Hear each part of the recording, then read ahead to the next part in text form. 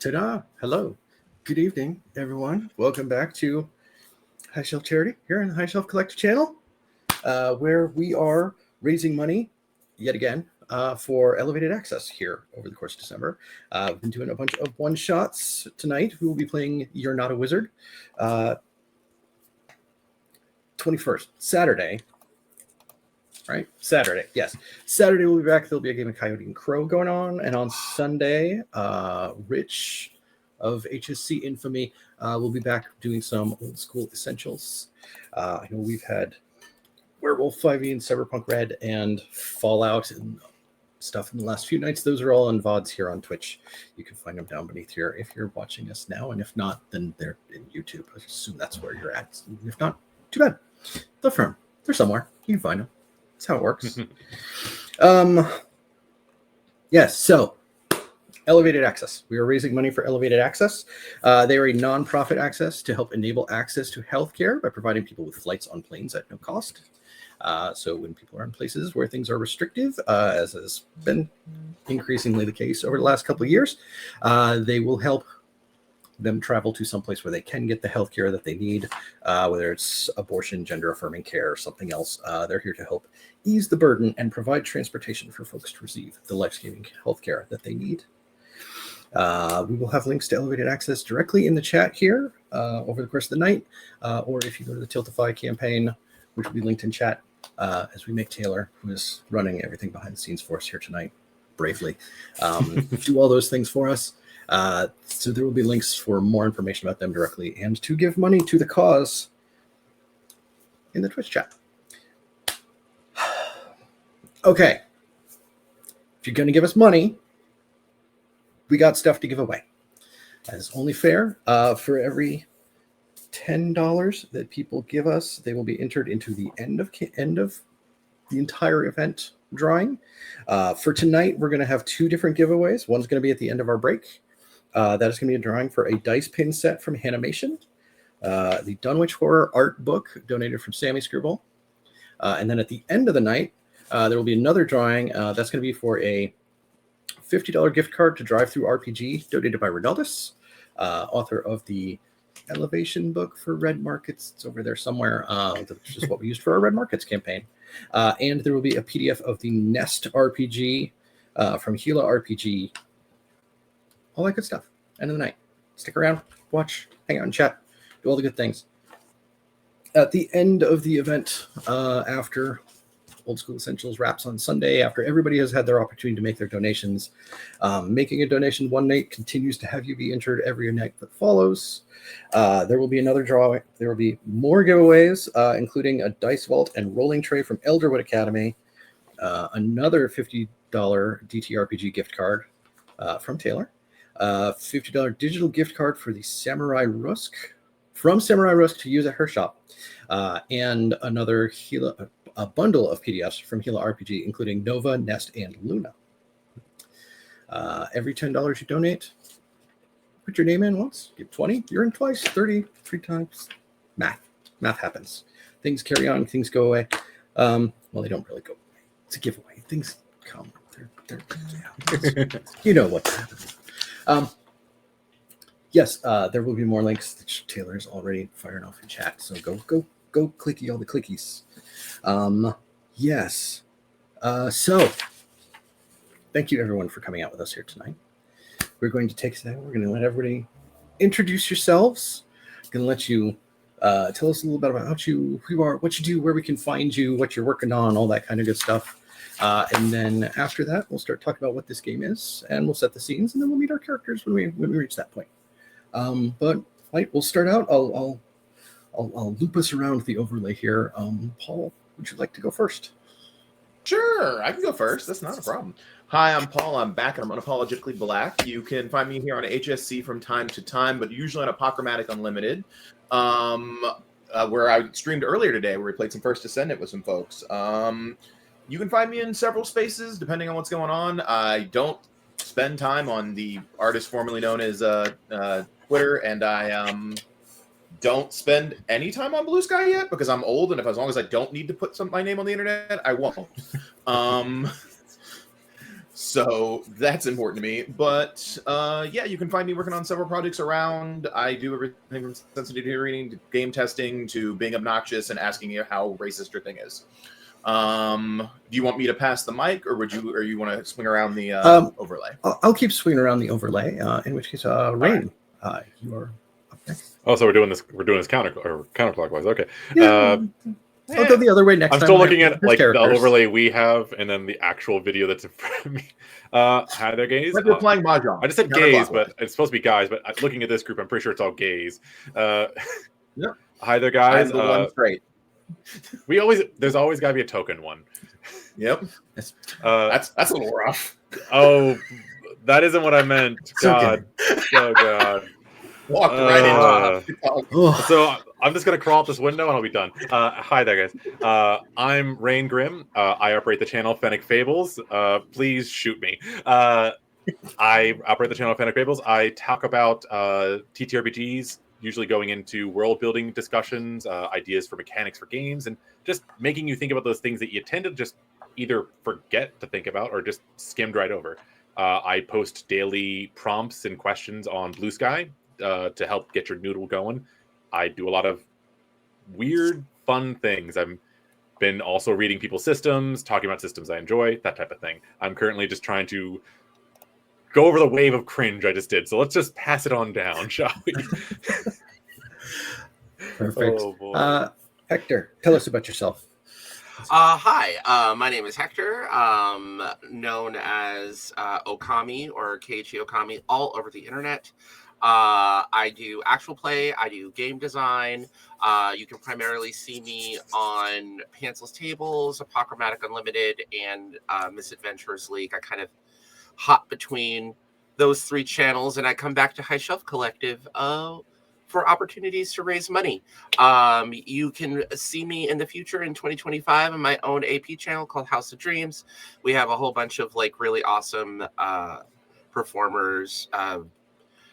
It's a platform that I'm building, for LGBT people, people of color, people of all marginalizations, and their super cool white friend accomplices can get together and tell amazing stories. And with that, I will pass it over to, I think it's going to go over to Games, right? Yep. Okay. Hi, I'm Games End. I usually stream on Saturdays in a Cyberpunk actual play podcast and stream over at Saves vs. Death. But this is my first visit over to High Shelf, but I'd like to visit you guys more often. We've had a couple of High Shelf come over and play some things with us, so I thought it was fair game. You can find me pretty much anywhere on the internet under Games End. Yeah, that's pretty much it. I'll go ahead and pass it on. Cool. So, last but not least, Mary. Hi, everybody. My name's Mary. I use she, her pronouns. I can usually be found so many places, but I guess right now, mostly at Enchanting Sorcery Productions. You can find at Nerd on Wheels, the Nerd on Wheels, basically everywhere else. Twitter is just a placeholder at this moment in time. Cool. All right. Then I'm Mike. I'll be the Dean of Magic this evening. You can find me here. If it's Thursday night and it's High Shelf Collective, it's probably me being terribly cruel to people. Less so tonight, more so when it's like Blades in the Dark or Red Markets. Today, though, not that. We're here. It's fun. It's lighthearted. It's going to be great. Okay. We are raising money for charity. You can send money in. When you do that, you get into the giveaways, but also you can mess with how the game works, right? So if anyone out there, and we hope many of you are out there and are interested in donating during tonight's game, when you do so, there's a field where you can type in a message or a note to go along with your donation. When you do so, please let us know what you would like to have happen. But for $10, you can give one credit to a character. Credit is their cover at the magical school. that prevents them from being caught, from being expelled, for being found out as non-magical. So for Basically our $10, HP. yeah, essentially, yeah. So for $10, you can give 1 credit to a character. For $10, we're going to hotwire the system. Normally, you just roll 2 dice, and we take this and add a stat to it. For $10, we're going to give somebody advantage. We'll let them roll 3 dice, take the best 2, and add their stat. For $10, as is the high shelf tradition, you can put money into the flirt fund. And anyone who chooses to flirt with another character can use that to get a +2 to their roll. For $20, because we're going to let you do bad things to people too. For $20, you can give me the opportunity to force a character to fail a roll. When characters fail a roll, they do lose a credit. So that will push them that much closer to getting found out. And if you donate $50, I will introduce a new awful complication, and I'll match your donation at the end of the stream. The instruction here then says, give the mic to the GM to start the game. So back to you, Mike. Thank you, Mike. Yes. They move so quickly, I couldn't tell the difference between the two of them. They look alike. They just, Have you ever Time seen both travel of them in the going same on. place? Exactly. The Olsen twins. It's just one person moving very fast. That's how it works. So we're here tonight. We're going to play this fine little game. You're Not a Wizard. Came out during one of the Kickstarter Zine Quest campaigns a couple of years ago. Written by David Essery and art by Joanna Taylor. It actually has really, really cute art. It's nice in there. It looks good. Long story short, in the woods in Ohio, there is a castle. Because, of course, in the woods of Ohio, there's a castle. And in that castle, there is a school a boarding school for students who are magical, come from magical families who know how to make magic happen in the world. So you have to not rip off other young adult novel series or anything like that. So yes, here in the woods is what will be, since we were introduced to the Loveland Castle, and that has kind of become like the thing. We're just kind of like, that's it. That's the setting. That's where we're at. Wait. So they do ghost tours and have wine and it's haunted? So I don't think they do the tours so much. As much as like, this is like a castle, and it's like, it's here. It is in Ohio. I think the guy have to get might be declared like undead? in a city. Oh yes. He got declared undead. I'm going to call it haunted. It was still founded by Sir Harry Loveland, and in turn, this is the Loveland Academy for Magical Youth. There you go. Also, Also, it's a real Ohio. place. You want to go look it up on the internet. You can go find pictures. Recommend you do so now, just so you know exactly like the thing we're Yeah, talking about. Loveland Castle is real, y'all. Yes, so the game, You're Not a Wizard, by Curious Liking Games. You can get the PDF on itch if you want to go find it. I'm not sure if it's in print anywhere or not. You are students at a magical boarding school. Oops, no magic. So if you get found out, you will be expelled. You are trying to maintain your cover here in this school. As we kind of mentioned, there is a score, a pool that each character has called credit. And that is your cover. That is your ability to keep up the show. No, it's real magic for really reals. Not messing around. I deserve to be here. Let's keep it up. If your credit reaches 0, then you have lost your cover, and you will be expelled from the school. And No. probably I assume they would probably try to do Fate something to have you not remember it's there. 'Cause- Fate worse than death. I know, right? Getting kicked out of boarding school. It's a classic line. Yeah. We could die, or worse, expelled. Spelled. At least I thought with death, well, my ghost can still attend classes For free, no less. for free. Oh, Guys, we've hacked the education system. just die. But only within the confines of the Oh. walls. There's That only. sounds like you also know- hacking the healthcare system. No, that's how the healthcare system already works. You can't hack that. It's what it wants. Oh my god. A little on topic, I think, or a little too topical. This is entirely on brand But, for anything I end up running. So, A+. You mean we just leap head first into all the politics from the start? No. Let me easing it start in? with my beginning anti-capitalist rant. First of all, You're running red markets. I hope. we did wrap red markets, but yes, we ran red markets for a while. Yes. Oops, all anti-capitalism. Mhm. Red markets is like the dusty, dark part of the gaming store in the best possible way. The best way. You've sold it to me already. I can already imagine where it'd be on my game store's shelf right now. So we have a Yule Ball, right, Mike? That we have to get dates for. Yes. So We have to get to the intro one more first. thing before we get there too. One last thing to cover is that You're Not a Wizard. It's PDK ish. It's really slimmed down. So everything that we do is going to be 2d6 plus a stat, unless you have advantage. There's 3d6 plus a stat. We'll keep the top two. Outcomes are always the same. A 2 to a 6 is a failure, and you'll lose 1 credit. A 7 to 9 is a partial success. You'll get what you want with a complication, or some of what you want, but not everything. And then if I do a 10 or above, it's a full success, and you earn a credit. To whatever the maximum is for your character. It's 3 or 4, depending on which playbook was. So, yes, let's talk about morning here at Loveland Academy. A light blanket of fresh snow is over the courtyard here. It's between all the buildings of this castle in the woods in Ohio for reasons. It's resting upon the crypt to Sir Harry Loveland.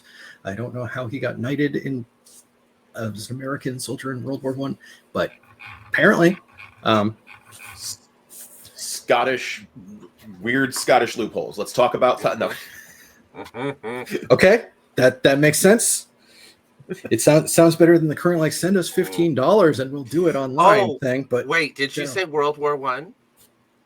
Yes. Oh yeah, that's because starting in like the end of the Gilded Age, there was a whole bunch of aristocracy in England that was poor, and they started marrying new money over in the United States. That'll do it. They addressed this in Downton Abbey. You notice how like the mother of all of these British high society girls is an American heiress?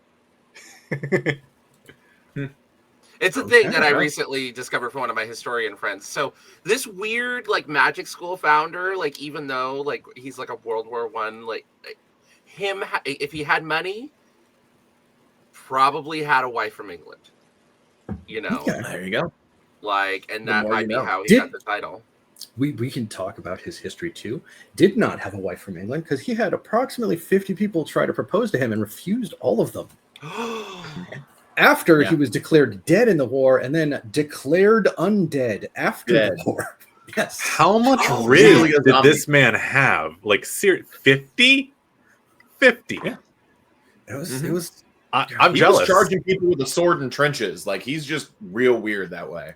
Yeah, he took issue with how modern warfare was, and that like killing at a distance was immoral. And if you were going to fight someone, you were supposed to do it with a sword or a knife. And Wasn't there a guy in World War II that stormed Normandy with bagpipes and a longsword? Am I remembering that right? That's one Probably. person in an entire brigade, and he probably had a sidearm. This I don't dude, know. yeah, warfare.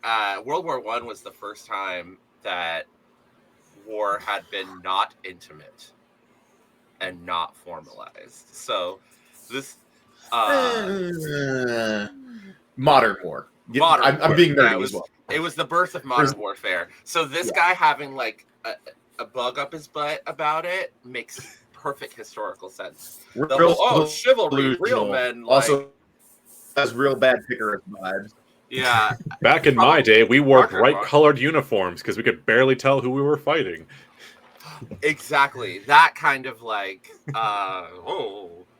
I think we've gone on a tangent here. Well, no. So, is there like big paintings of this guy in the school? Like, is he like a mythical figure? We all kind of have to. Well, like his They his all talk to crypt- us. They just tell his us like stories. crypt with like a statue of a knight on it is like in the courtyard here at the school, like with Wow. snow kind of blanketed around it here. That thing has to tell you stories if you show up at it late enough at night with an offering of beer or something. Speaking of which, so yes, looking around the campus here, we see kids bustling around trying to get to classes. It's morning. It's coming up on class time, and we see these kind of like there's a bunch of like gargoyles on the corners of the buildings and stuff like that. And in unison, like they all kind of like open their mouths, and there's like a brief squeal of feedback, and then we start to hear a voice. So I'm gonna click a voice real quick. So get started. Yes, so we hear a voice echo from these gargoyles. Oh, that was not the right button. Oh, come on, Mike. Do your buttons right. There we go. That's the right button. Good morning, Loveland Academy students. It's me, Dean Michelson, your Dean of Magic, here to remind you that the morning announcements. A reminder, the Solstice Ball is in 1 week. Attendance is still considered mandatory for third-year students. Make sure you find a partner for your whimsical winter magical display. Also mandatory, and you will be graded. Make sure to wear your wizardly formal best. It's going to be Friday evening next week. Attendance is mandatory for third-year students.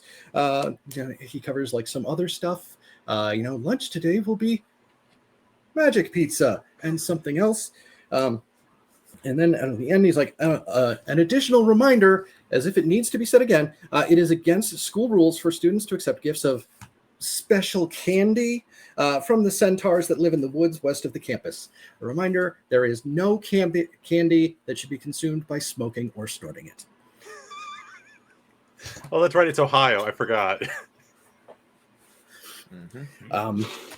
So yes, it's here. It's morning, and in the rush of students trying to make their way to class, we see our characters here bustling, trying to make it to the tower where Professor Sayros holds divination class, which is the first class of the morning. You all have it together. You're all headed there at once. So we'll start with Mary. So for Ren, what's it look like for Ren being on her way to class here? Well, Ren has the problem of trying her best but always being 5 minutes behind. We probably find her trying to make sure all of her books are in her bag that's attached to her golden spray painted wheelchair.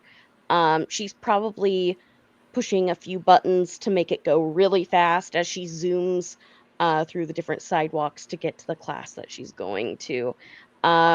She has long wavy hair, is probably wearing these little pink earmuffs to keep herself warm, bright pink coat, and probably a little too casual for what the school wants, but it's so close to winter break and you cannot pay her to actually put on the uniform today. So she probably is zooming to class, worrying she's going to be late, and is probably going to have to write an extra paper, do something nice for the teacher to make up for it.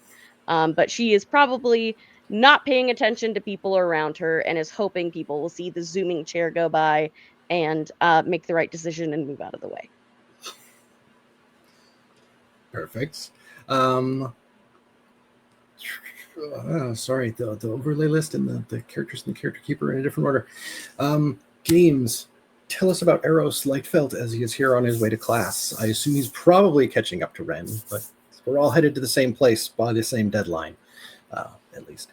Typically, Eros doesn't worry so much about being on time to class. Everyone knows who his father is, so of course it's not going to be that big of a deal if he shows up when he shows up.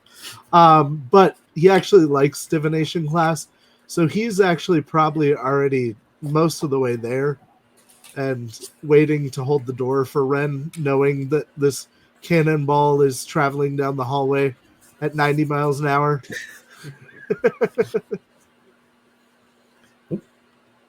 Hector, where's Elio on his way to class here? Yeah. Elio. So Elio is like I said, all limbs. As he's making his way down the hallway, he is wearing his uniform is like fitted almost, just because he's such a skinny little thing.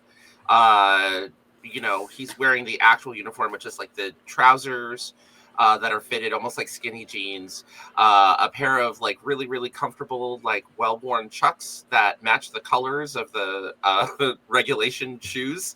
And then he's got like the underneath the white shirt with the kind of slightly tussled cobalt blue and dark purple striped tie that matches the colors of his cluster or group that he's kind of sort of been put in. And then he's got the school button up long sleeve cardigan that is required, that has the patch for the school's heraldry on it. And then and this morning he's decided to go on a full-blown hair journey. So his lat fro is like completely out.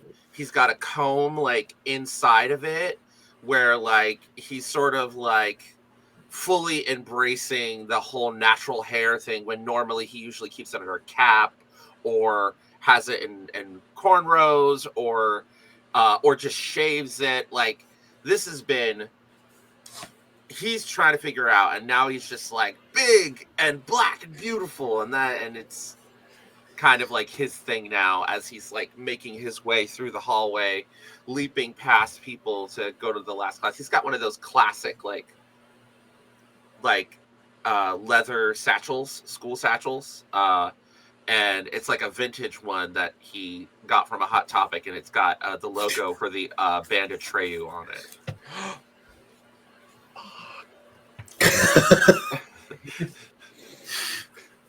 Well, speaking of which, Rain, so tell us about Ty Crichton. Ty. One second, I'm just like, oh my god, Atreyu, I love that band. So Tiberius Ty Crichton is currently not running down the hall with it, but he's currently like carrying both of his Zephyr balls under his arms and then like stopping to like try to talk with people, because like he gets distracted. He's a sweet guy. He's like, oh, can you believe it? The school thing's happening. And then he's like, oh wait, I gotta keep going. And then he's like, oh, something shiny. He is a monumental man that is only barely here getting by on a sports scholarship. Or I say man, but he's like 17. 6'3", just he's on a bulking phase. It's the winter. He's putting on some pounds. He is currently using the excuse that he's always going to or coming from practice, so he doesn't have to wear the uniform. So he's currently wearing like the gym shorts that like barely cover your thighs, and he's wearing like a tank top that's currently being covered by a big fluffy down coat. The tank top is just like, I think it says like, let the girls out, and the girls is spelled with GRRRL. And it's got like a claw on it.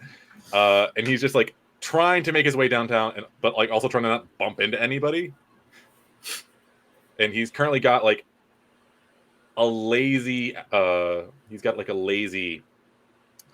pompadour going on, where it's like, it's not so much he's styled to be a pompadour, it's just his hair dried that way. It's normally supposed to be a mohawk, but just kind of dried into this lazy pompadour as it just fell down and forward, as anybody that's ever had a mohawk knows how that works. And that's how he's going, just trying to be friendly, but not as intimidating as he actually looks. And then going, Mary's going to kill me if I'm late. Or sorry, not Mary. Ren's going to kill me if I'm late. Yeah. Paul, where is Marcus on this journey to try to get to divination class? I'm going to assume Elio and Marcus probably are rooming together, given the fact that they showed up together and are foster brothers. He's probably like 3 steps behind Elio, and whereas Elio is put together with the school uniform and is very regulatory, Marcus has found every excuse to like just barely scratch by. So it's like the pants and then combat boots. And then like the leather jacket, but over the leather jacket is what used to be the cardigan kind of sewn into the jacket, so it's technically the school colors. And then like the tie is tied technically, but definitely not up. It's like it's an overblown knot, so there's very little tie left, and like just The couple see, I'm wearing a buttons tie. open. It's down by the kind of. It's down. Like I'm clearly wearing the tie. You asked me to wear the tie. The tie is on my neck. It is all technically correct. This is so real. This is Yeah. so real. We did not go to high school together, but this feels very, very real right now. Like he's got cornrows. His hair is currently done up in cornrows, slightly better put together than his foster brothers. But whereas in Ty is trying not to be, because Marcus isn't as big as Ty. Marcus is in that 5'9", but clearly still growing, kind of that lean, all functional muscle look, and he is trying to project the aura of I don't want to talk to you. Like I am here, and I don't want to be bothered, and I don't really necessarily want to be here, but I'm here, so leave me alone. So like it's almost, I wouldn't say like a snow cloud, but definitely grumbly, like that grumble right behind Elio. So whereas Elio is friendly and like everybody's like, hey, he's like, don't, just keep walking. Unless you have some sort of business with me, just keep walking. I do not want to engage with you. It's like, oh, it's the Brown brothers. Brown brothers. Mm-hmm. Brown. Yep. I just don't. I don't go anywhere without Marcus. Yep. Then yeah, I think we're all like we're coming in through the entrance to this tower where divination is at, and kind of as you come in, like Ren's like shooting up ahead, and then like Ty's kind of like behind her, and right as Ty's like coming by like this entrance from a hallway to the side, Ty, you almost get backed into by a female student. There's probably a moment of like having to like spin around, like she kind of like spins back out of the way, and you're kind of like you may like drop the balls as she's like trying not to like get slammed into this other person, as it is. And what we have is as we're passing through this path from this other hallway, there are other students who have come this direction. Specifically, we see this girl who is almost bumped into Ty, and we see 3 students who we definitely recognize as members of the Legacy Society. Right, these are the kids who like families have gone here for generations, walking this direction.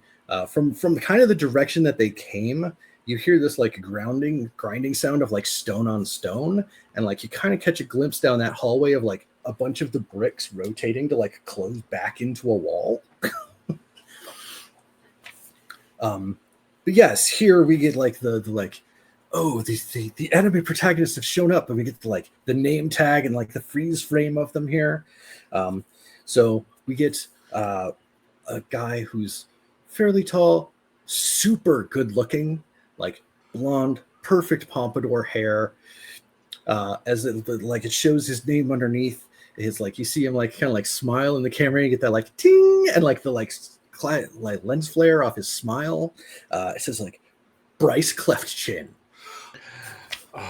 Legacy Society Senior. And then next to him we get the like little noise, and there's like a Latin teenager. And it says underneath it says Enrique Castillo, and it says International Man of Mystery, and then it crosses out man and writes student over it.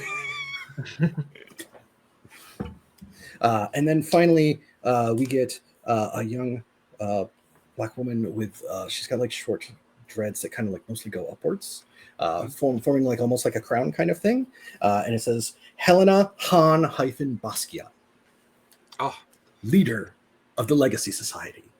It's so good that Lena Waithe is booking work. Sorry, that was more the short dreads. That's what it was. Yes, you catch that they're having the end of a conversation, and that's why they weren't really paying attention to where they were going either. They are talking with this other girl who bumps in in front of everybody. She is from your year. She is tan. She is chiseled. She has black hair that is pulled back into a bun. She is for all the descriptions of Eros that you would write down as adjectives, like the polar opposite. And she is Aphrodite Lightfelt, Eros's cousin, and second in the class. Not quite valedictorian. Who's here. Seems very surprised to see you all here. Turns around to address the members of the Legacy Society who are here with her. Says, "Okay, yeah, then I can find the stuff for the Yule Ball, and I'll look forward to Bryce. I'll see you, and then we can go to the ball together." And as she kind of like turns to depart because she's headed to another class, Helena, the head of the Legacy Society, does say, like, spoken like a future keykeeper, right? Like, as everybody's then able to proceed on to class and kind of have that conversation amongst yourselves as you're going up the stairs. It's like, well, we all need to have a date to go to the Yule Ball. Oh. She gets to go to the Yule Ball with Clefchin? I don't know why she'd limit herself, but apparently, yes. Oh my gosh, he's a senior. Seniors actually make moves on you, right? As he sort of says that, like thinking out loud, as he's just like looking like with envy at the idea of I want to go on a date. Ren just pulls out a fan and starts fanning. Wait, did you say you want to go on a date? And then that's when Ty just kind of like leans super low down and puts an arm across your shoulders, like, we can get you set up, bud. Oh, there's. Oh, sorry, I didn't mean to spook you. Oh yeah, no, it's just you got arm warm. Arm warm. Are you cold? And he just like opens his jacket and kind of like nuzzles you in there a little bit. I am going to see. Here's the thing. This is like every inch of Elio wants to just retreat, but also it's in the middle of the hallway, and all of my friends are watching. And Elio is like, I would really like that, but we have class. Oh, that's right. Let's go. Maybe later. I'm doing my best as like Elio like gets behind Ren's chair and like grabs the wheels, and he's like, give your hands a rest. You don't need to self-propel today. And I'm like, I'm literally. Wait, did you just take her chair? No, I'm because like you're supposed to ask first. My character's being a nervous jerk. No. That's him in character saying, like, you're supposed to ask first. She swatted my hands last time I did that. That's because you go way too fast. Just saying. You're the one that goes 90 down the hallway. Yes, but I'm in control of it. There's a difference. That's factual. Fair. I thought you liked when we did battering ram. My bad. Well, it's a long story. Also, you need a better name than battering ram. Well, that's how they get out of our way. They hear batarang coming through, and then they scoop. Yeah, but if you say batarang, they're expecting like a little disc in the shape of a bat, not a giant gold wheelchair. Wait, was it supposed to? Oh, is it battering ram? Yeah. Oh, that explains it. Yep.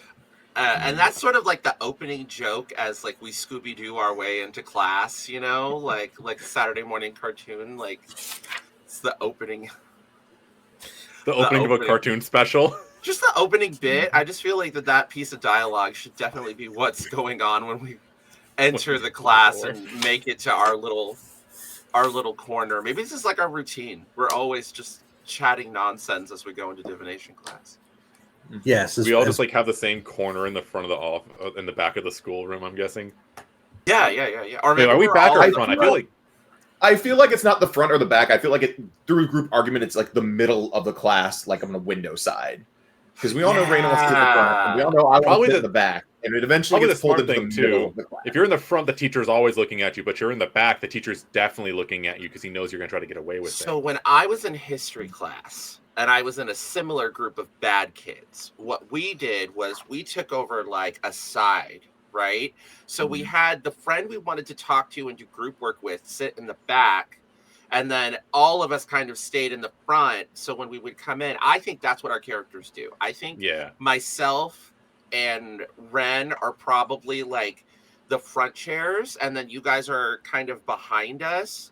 That way, whenever the professor goes 1, 2, 3, 1, like we always end up together in group work. Mm-hmm. But Marcus doesn't have to deal with being in the front of the class all the time, and neither does Eros.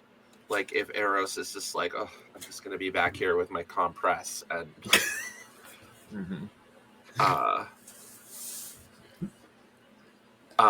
what do you guys think? Should we the window side, right? works. You were saying, yeah, we got the window definitely side. Window side. Yeah, Definitely window side. Yeah, window side, and we have our own like chunk of the room. Mm-hmm.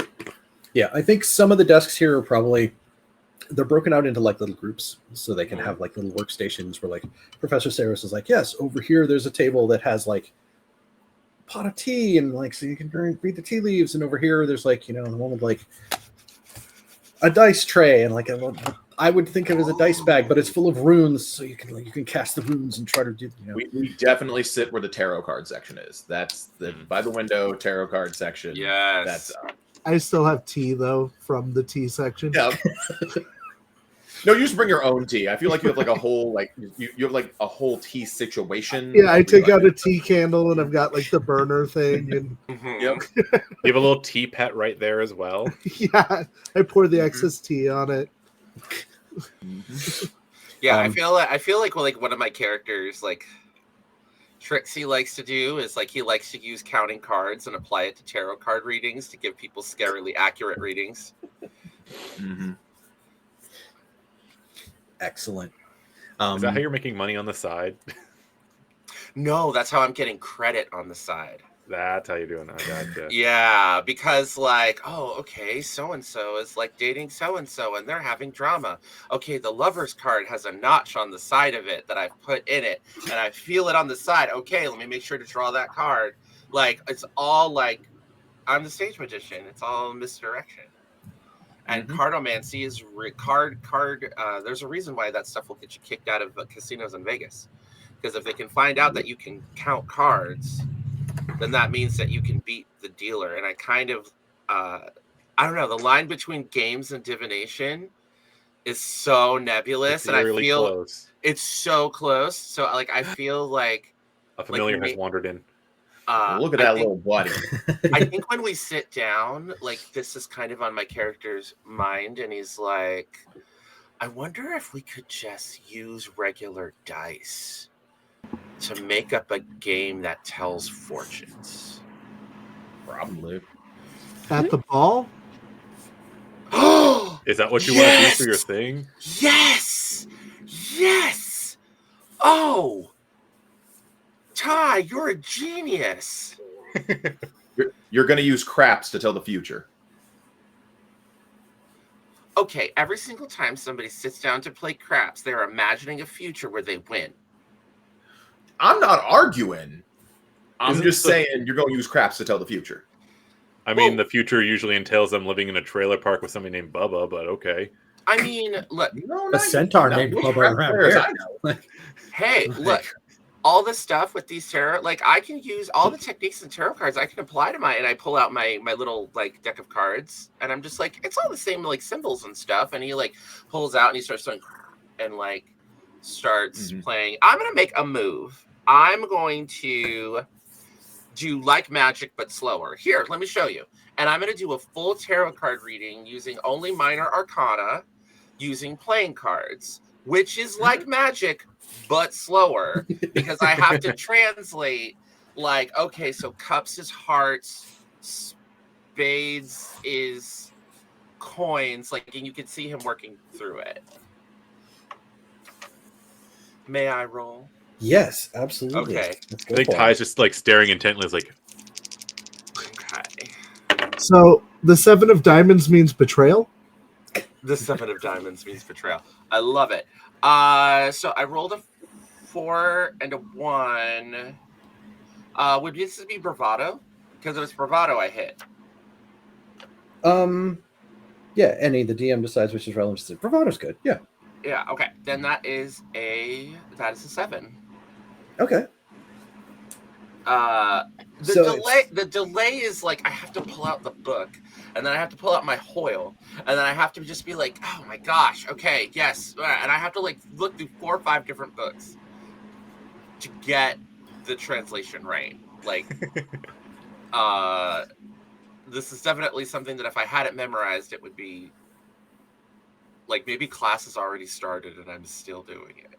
I think class has started, right? And Professor Sayros has had like, people like the different stations. It's like, oh, the people over here, they're starting to do their little rune casting, and the people over here are starting to read their tea.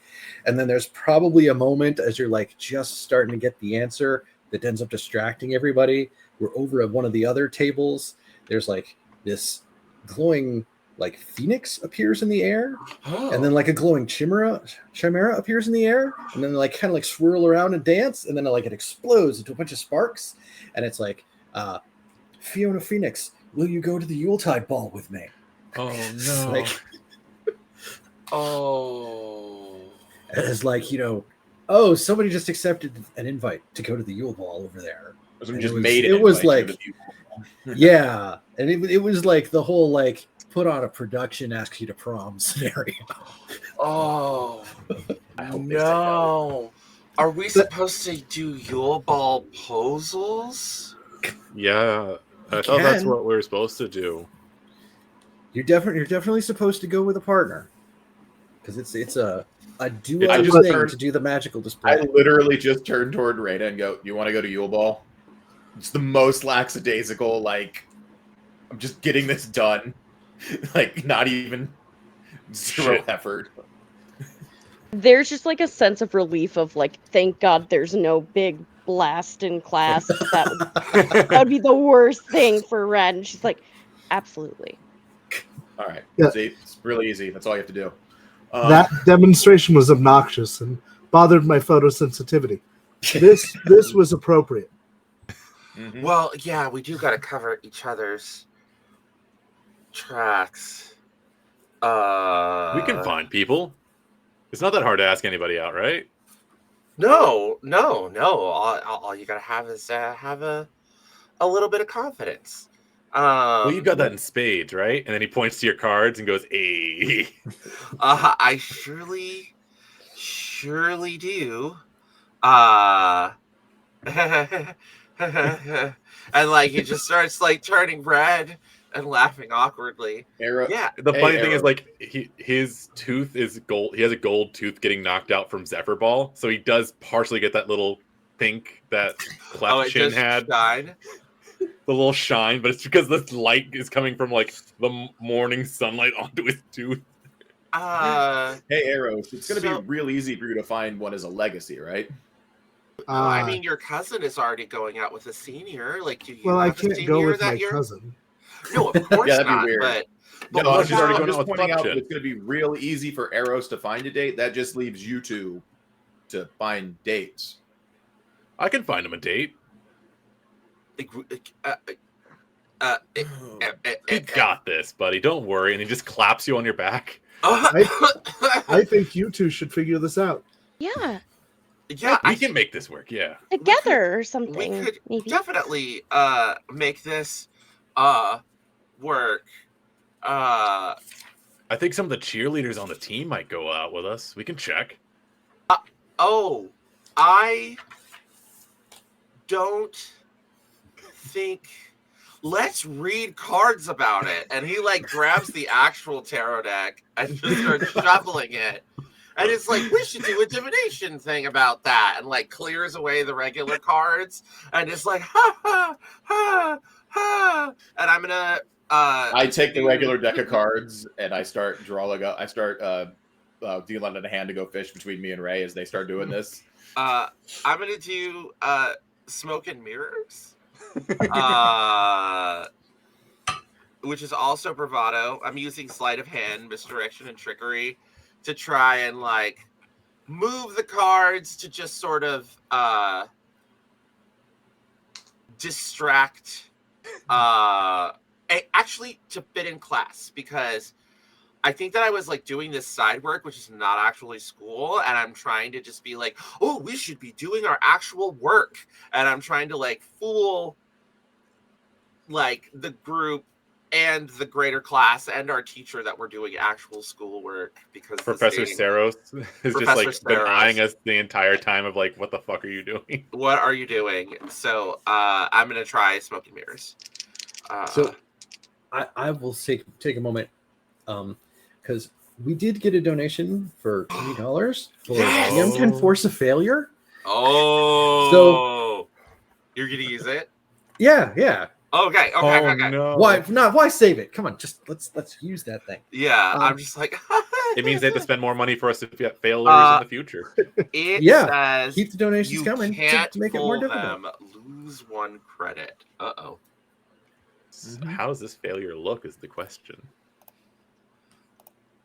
I assume you were gunning to try to make it so it would put you and Ty together, right?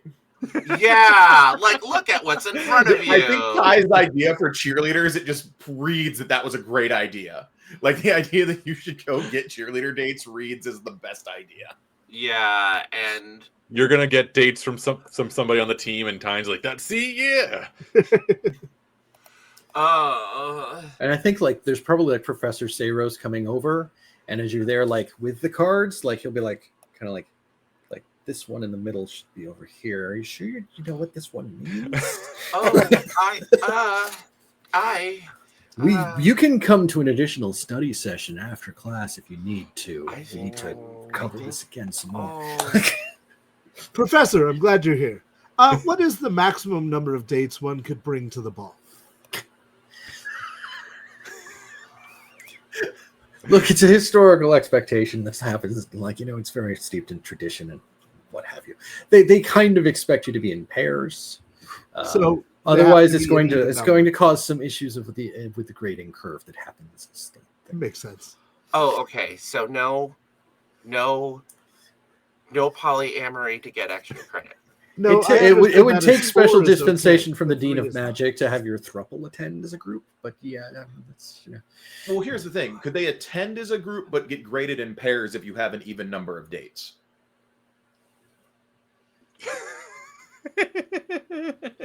Well, This you're can't be researching the that. only It's time like, this that can't pot be of the only- tea is getting cold. I'm just gonna.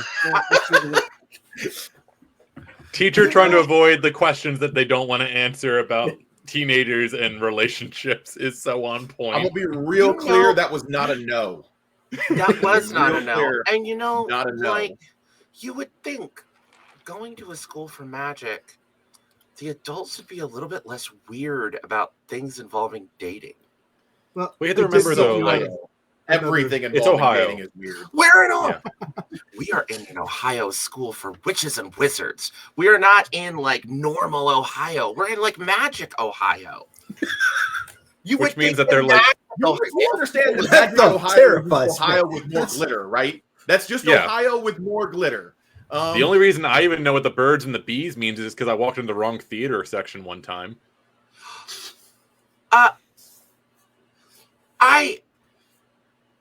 Wow. He just look. He says that with no shame. He's just like, yeah, I walked into the wrong section of a movie theater one time. Oh, Wait, sorry, movie store. Movie store. I meant to say. so you know This how room back it- here is where you keep the anime, right? So like he starts sweating and he's That's like, what I was "Oh, looking for. so you know how it works." Yeah. Just sort of just like looks at him with this like I'm sure like the rest of you are like, "Oh dear lord." 1 second. I gotta check something just because I think it's gonna be funny. I think there's a thing for it. I mean, that was done. I'm gonna try to Why do do- the magic word thing, which is probably gonna fail on me. But I'd I'm gonna like to try to dabble. smooth talk you. Or like, if you want me to teach you or to tell you how it all works, I can. And he's trying to be smooth about it because he thinks he's being your buddy. Oh. Is that okay, GM? He's trying to be smooth about it. I'm gonna let you know I have a -1 to this. Oh no. And that's a 3 and a 1. Or a A 4. So a 3 because Okay. All right. So yeah, so I tried to be smooth in the middle of the class and it didn't work. it did not pan out at all. Definitely does not convince you of what he was trying to tell you. Oh. Costs Ty a credit for failing the roll. I think it's more like the class got really quiet exactly when I said that. So part of it was just like, Yeah. I feel like they got quiet when you were in the middle of explaining, like just straight up in the middle of the explanation, like. Oh. And then well, he wasn't explaining it in class. He said he could tell him all about it. Oh, He was trying to be I can tell smooth you like a all about buddy. this thing. Yeah, Oh. that's fair. Maybe since it's supposed to be about losing credit, something bizarre and lycanthropy happens. Ooh, you know what? Ooh. He starts talking about it, and he starts teenage thoughts, and like a little bit of like a tail starts coming out of his shorts. Yeah, and maybe his Like a hair boxy starts getting tail. a little longer.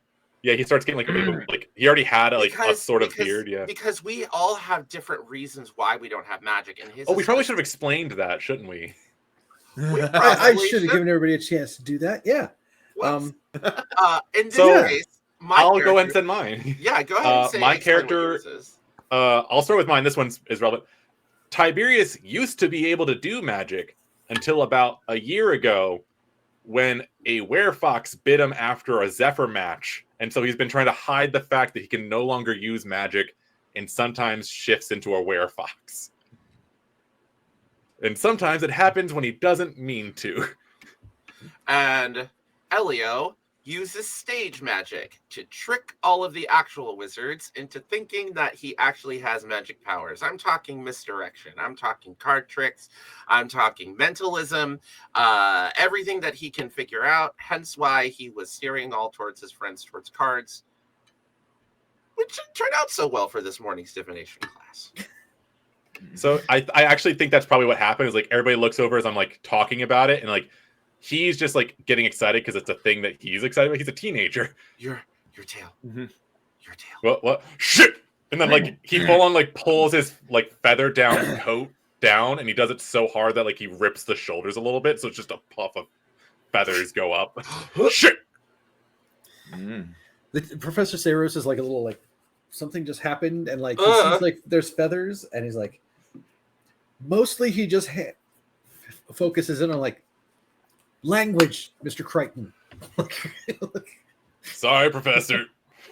I think that Tiberius isn't really feeling very well. I'm gonna walk him to the nurse and proceed to just like get him like out and Of I'm the gonna, room. of the room, and I'm gonna give Gren that. Please cover for us. Look, because Ren is like with the tech and the magic and the everything. Ren really helped us in year one.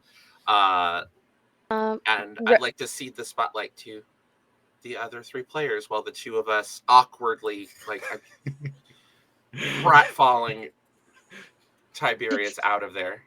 To try to get the professor a little bit distracted, I think Ren will like immediately raise her hand and just say, Professor, I was wondering, I know you spoke about this a little while ago, but I was wondering if the actual tea leaf is important when we're talking about reading tea leaves, just because I know green tea and black tea and different kinds of tea have different steep times, and whether that would be important to choose as far as like what kind of divination you're using, what you're looking for. And she's just going to try and use the classic student trick of using the topic that the teacher will go off on a tangent for, and try to smooth that over so the other two can get out without. Would you say you're trying to smoke and mirrors it? Yes, I do. I think that Cool. perfectly describes. All right, bravado. I can make the argument that there's brains there because you are using a topic. You are engaging intellectually, not just. That's the trying thing to that most people smooth wouldn't talk. consider, the fact that teas have different steeping times. I'd agree on that one. Oh Yeah. my gosh. That's a good one, by You- the way. You want to throw Yeah. off somebody that's into reading tea leaves, you talk about steeping times. So They'll just be like, smoke "Ooh." and mirrors and the magic word, which is also for like persuading and smooth talking, are both bravado moves. Mhm. There are brains moves. There are any sufficiently advanced technology, which is use modern tech to simulate a magic effect. And I stacked the deck which is like you prepared, like you flashbacked, you were already set up for this. Those ones use brains. Fair enough. I have okay bravado, so I'm okay doing this. Oh, okay. You got So this. no worries there. I always like Um, the argument for you used your smarts. Quick, everybody, look at the DM and flutter your Yeah. eyes. Just please, DM, please. Well, No. All right, let me see if I look, can. I'm out of force of failures, so like, Oh, Okay. come on, yeah. make the donations. Come on, guys. All right, I that thought is you 7. ran this game, DM. The game didn't run you. All right. No. 7. All right. You've distracted their attention, but they're suspicious. They'll be watching you from now on. So he is suspicious about what you're saying, but then he does also like, well, yes, you're right, and they do have different steep times, and like the green tea and the black tea, and to do the things like, and then like he starts going off on that, and like it starts veering into like, and depending on which route tea found that nation, sometimes it's tea and sometimes it's chai, and let me show you on the map here, and like up on the like flicks the wand and like a map rolls down from above the chalkboard kind of deal. And he does like get kind of wrapped up in that. But he does like still periodically like glance back over his shoulder, like make sure you specifically are paying attention. Like he's aware of where you're at. I will. Well, while the teacher is distracted, I will lean over to Arrows and be like, "Do you have anybody in mind, or are we just looking to look at this point in time to find you a partner for the Yule Ball?" I'm sure I'll figure it out. We have time. Yeah, we got a couple hours and like a couple days. I just didn't know if you had anybody we needed to go talk to sooner rather than later. They will come. Okay. Batman, you are not. Oh,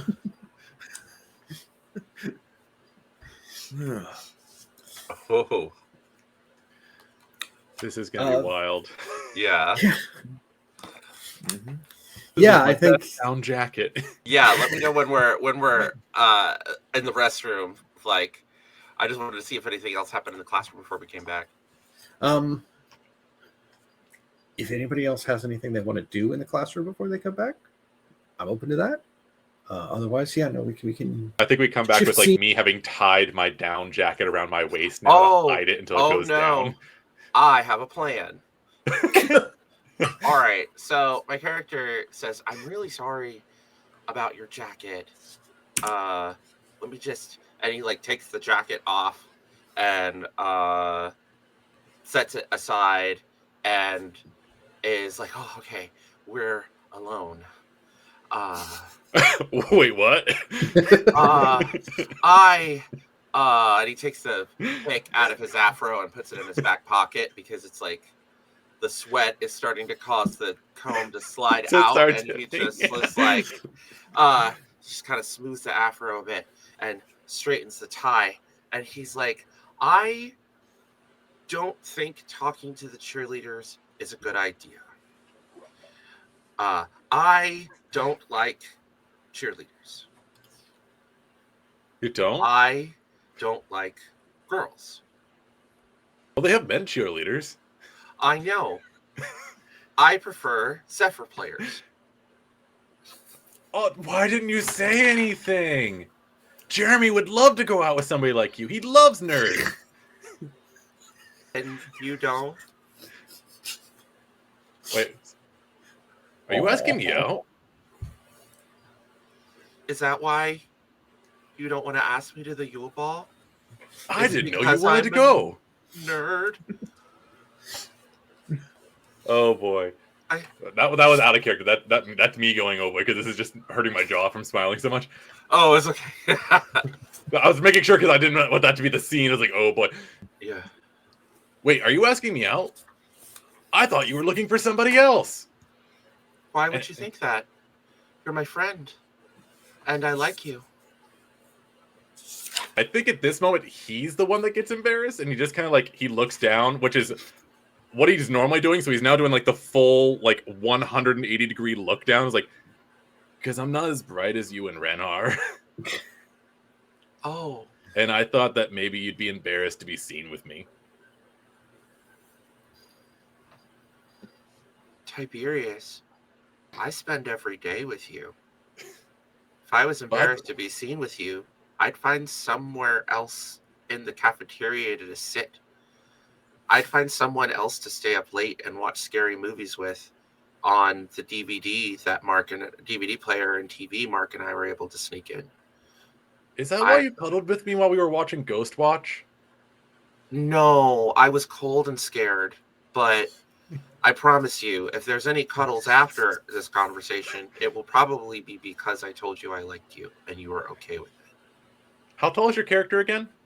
Oh, he's like in the middle of a growth spurt, so he's like 5'9", but he's going to be one of those kids that's going to sprout all the way up to like 6'1" or 6'3" by the time he graduates. Cool. Tiberius is 6'3", so I think at this moment he's going to kind of pick you up and set you on the edge of a sink real quick so that you're looking at him eye level. Yeah, and he just sort of like, whoop, oh, ha, and like sits down, and he's like, "You're the best. You're one of the best things about the school. You're part of the reason why I want to stay. Even if I'm kicked out, I'm gonna find you a cure." Like, I think a good solid tear comes down his cheek, and at that point he's like, I was gonna try to figure out how to do something funny, or cool, like the Phoenix thing, but here, one sec, and then like he's gonna have like fix, like the jacket comes off so you can see the tail fully. So he pulls out his backpack that he put the Zephyr's balls in. He's like, he pulls out a Sharpie. He just writes something on it real quick. He's like, "Would you like to go with me and have a ball?" On the balls for Zephyr Ball. I think that would be great. And he like pulls out a wand, and then he looks at you and he looks at the tail. He leans in really close. "Do you think you could do that?" And he points at the tail on command. Because I think I have an idea for how we're going to really make this a Yule Ball that gives us a good grade and a good time. I think at that moment he actually really focuses in on it, and I don't know. I want to try something that's one of his special skills, but not to like intimidate, but more to be cool. That he's have a thing that's called Animal Instincts, where I get to have a bonus for a brawn check. I'm hoping they'll let me try this. I'm gonna try to like do that menacing but hot thing, where like he just kind of gets like a full muzzle and like kind of does it. And is like, I definitely could try, and like a full like sneery like toothy muzzle, but in a hot way. Going for the smolder. Going for the smolder. Oh, I don't know if I need to roll for that or not, but I'm gonna try that. Roll for smolder. Roll for smolder. Am I roll? Was that the GM that said roll for smolder? I didn't see it. That was me. I'm thinking of like we can all agree we all watched Beauty and the Beast and said no turn back at the end, right? No, that's what we're going for. No, we're going for the reverse. Well, I watched Teen Wolf, and that was a whole lot of like. There was a lot of smolder in that television show. Teen Wolf had an effect on me as a child. That's all I'm gonna say. Imagine being an adult. Well, but yeah, so he does the full smolder, and then we can turn back to the classroom scene because I don't know what's going to go on in here. Yeah. I think eventually we're going to come back like wait 1 second. Yeah. He does that, and then he reaches over to the door to the bathroom and turns the lock, and then we go back to the classroom. Okay. now get a veil. It's like yeah, we will come back holding hands. Yes, Professor Saros is wrapping up on like these are the countries where they call it chai instead of tea, and when they use black tea to do divination in these countries, they do it in this manner. These countries, when they use green tea to do it, they use it in a similar manner, but those are the different countries like it. So he's still making sure that Ren is paying attention, and a lot of the rest of the class is probably like barely propped up. Like, he went on like a 30-minute tirade about the differences between teas, and oh my god. Yeah. It's like, well, the difference in steeping methods also can have an effect on the clumping of the leaves, which can affect how the readings are done. So you need to be aware that. Did Ren pull basically you forgot to give us homework, but in actual class? Oh no. Kind of. Ren, why? You're amazing. You're an all-star. Yeah, unless there's somebody who wants to do something else in class here, we can like reach the end of the period and like he'll be talking about like, well, and when they do it in Portugal, they gotta, and like the bell rings on him, like whatever the hell. Like, I'm just gonna lean over to Ren at the end, and I'm like, Eros's plan is to daddy his way through this entire situation. You know, I've never understood anything like that, but you know, I guess I'll check in with some of the people in my dorm just in case. Okay. Oh, no.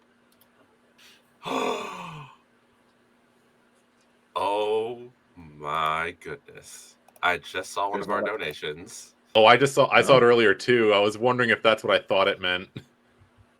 What did we get? Because I don't look at these things. we got a $50 donation From Pengy. Thank you, from Pengy. Oh my goodness. Thank you, Peggy. It says chance to have an upcoming to fully and unconditionally fall in love to obsessive level with a PC. I'm assuming that's supposed to be NPC. I'm not sure. That or it's supposed to be an NPC falling obsessively in love with a PC. That's what I meant. Oh, I assume that was supposed to be yeah. NPC fault. Oh no. We'll have to ask Pendy. Yep, that's what Pengy says that we're going for. Is that an NPC falls unconditionally in love with a PC? Oh, Okay. Well, there you go. Love triangles. Let's do this. Very curious to see how Eros tries to find a date now. ah. He's gonna do what he does and rely on the labor of others. Yeah. Probably. I'm gonna shop this out.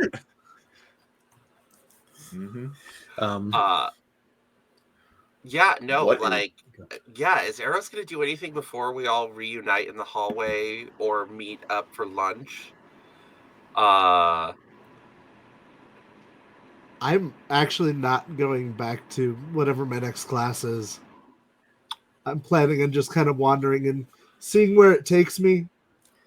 Oh, we're going to dare to skip potions. That's like You're gonna skip. It's like the one potions class I class? don't skip. That's the one. Yeah, Marcus never skips potions. Potions have gotten us out of. I think the next. I think there should be a vignette in potions class. Of us just making our own stuff. No, I think it should be us just being like, okay, I think Eros is really serious about this because he skipped a class. Yeah. It's not that he skipped a class as I sit over my beaker looking like an actual person who knows what they're doing. It's that he skipped my favorite class after I was on him about getting a date. So maybe, just maybe, they're trying. And that's dangerous. That's like Orange Cassidy trying.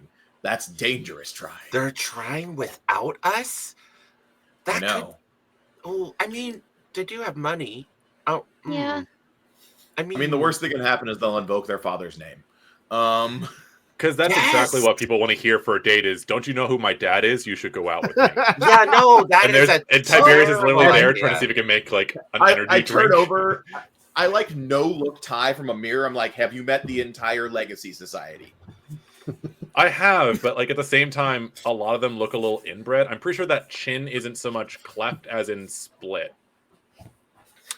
Oh, are you jealous?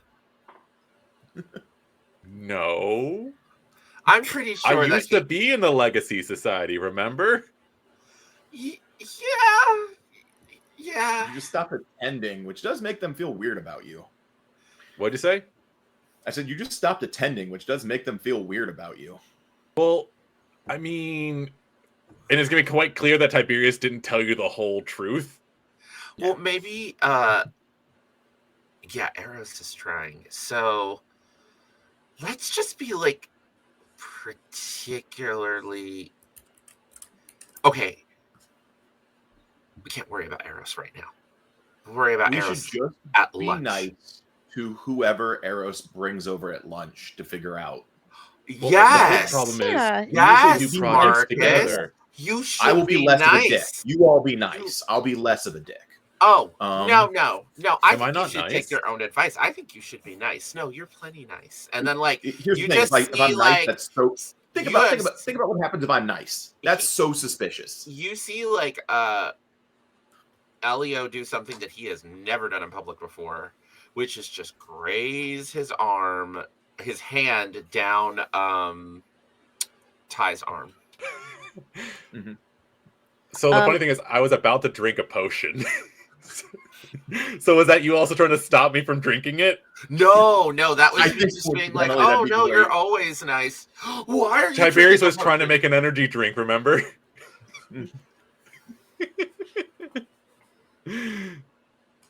I would So like I was to giving you see- the out to stop me from drinking it. Oh no!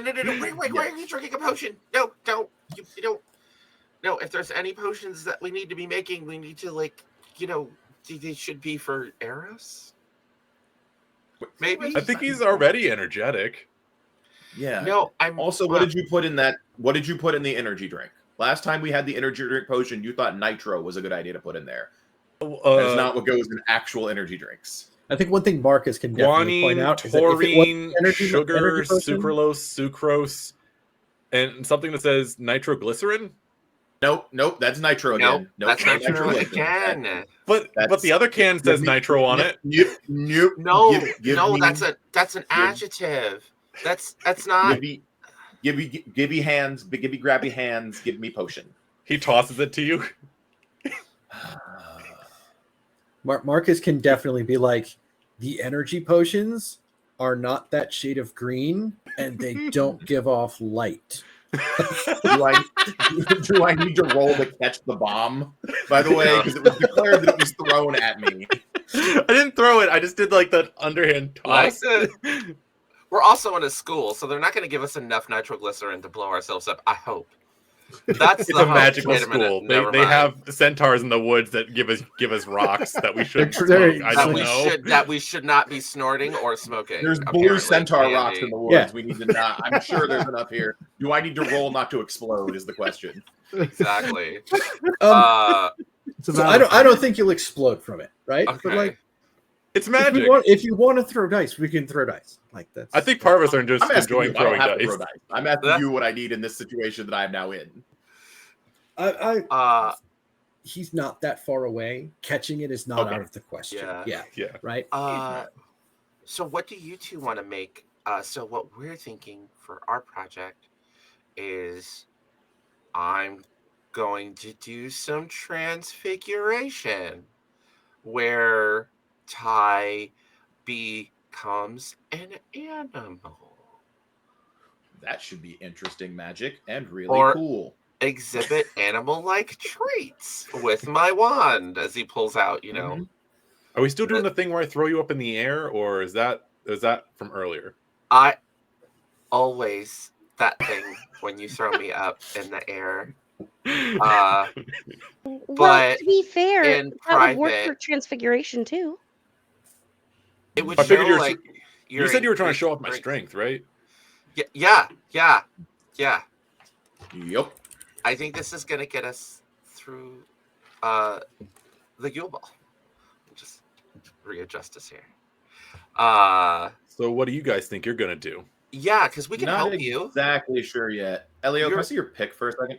Yeah, absolutely. And he pulls it out of his back pocket, hands it over. He takes one of the metal tongs out of it and sets it in whatever he's been concocting, and it eats away at it. He's like, "All right, there's that." And did then... you need something? Is that in yours or mine? Did you need something from the outside world to test, or did they not have any points at sort of the chemistry, not to get too GM, but I imagine there's a bunch of wire and things that we can test, because it's one part of apothecary. Yeah, right. I there's stirrers, there's mixing things. Yeah, stirrers, pieces of metal and wire and things. Because I'm assuming a potions class at a magic school is 1/2 chemistry, 1/2 herbalism, and alchemy. And I'm just he actually goes copper, iron. He goes through all the metals and he's like, "This is an alloy. That's why I wanted to use it." That's what I figured. That's why I asked if you needed something from outside, because this stuff everything is so for people that only believe in magic, it's real sciencey up in this business, okay? Like, they got, like, all of the stuff that we would need, like... Oh, yeah, I could cook here. I could cook here. Yeah. Wait, what? A little bit of baking soda, pots, pans. I'm not going to say what it's made out of. I'm just saying I could cook here. Like, if there's one... Well, it's like what we figured out last year, Ty. There's so much stuff that people that like go to the school just assume is magic that's really also science.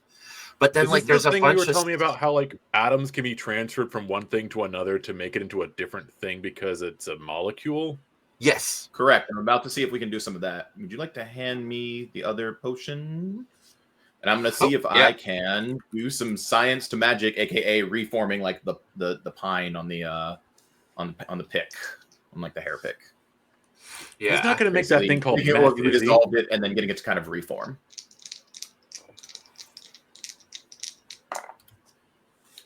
That is 9, and that's brains, I assume. So that'll be an 11. That is a full success. Oh, You managed to make this happen. I think you're probably at full credit right now. If you were down any, you would have earned another credit. So yeah, very impressive. The potions professor is probably not like keeping specific tabs on you. Like he's keeping an eye on things, and then like he kind of sees like you've accomplished something. It's like very good, Mr. Brow. Oh, and it was with an alloy, and I hold up the cone to like make it even more impressive because it wasn't with anything that was here, and it was with an alloy.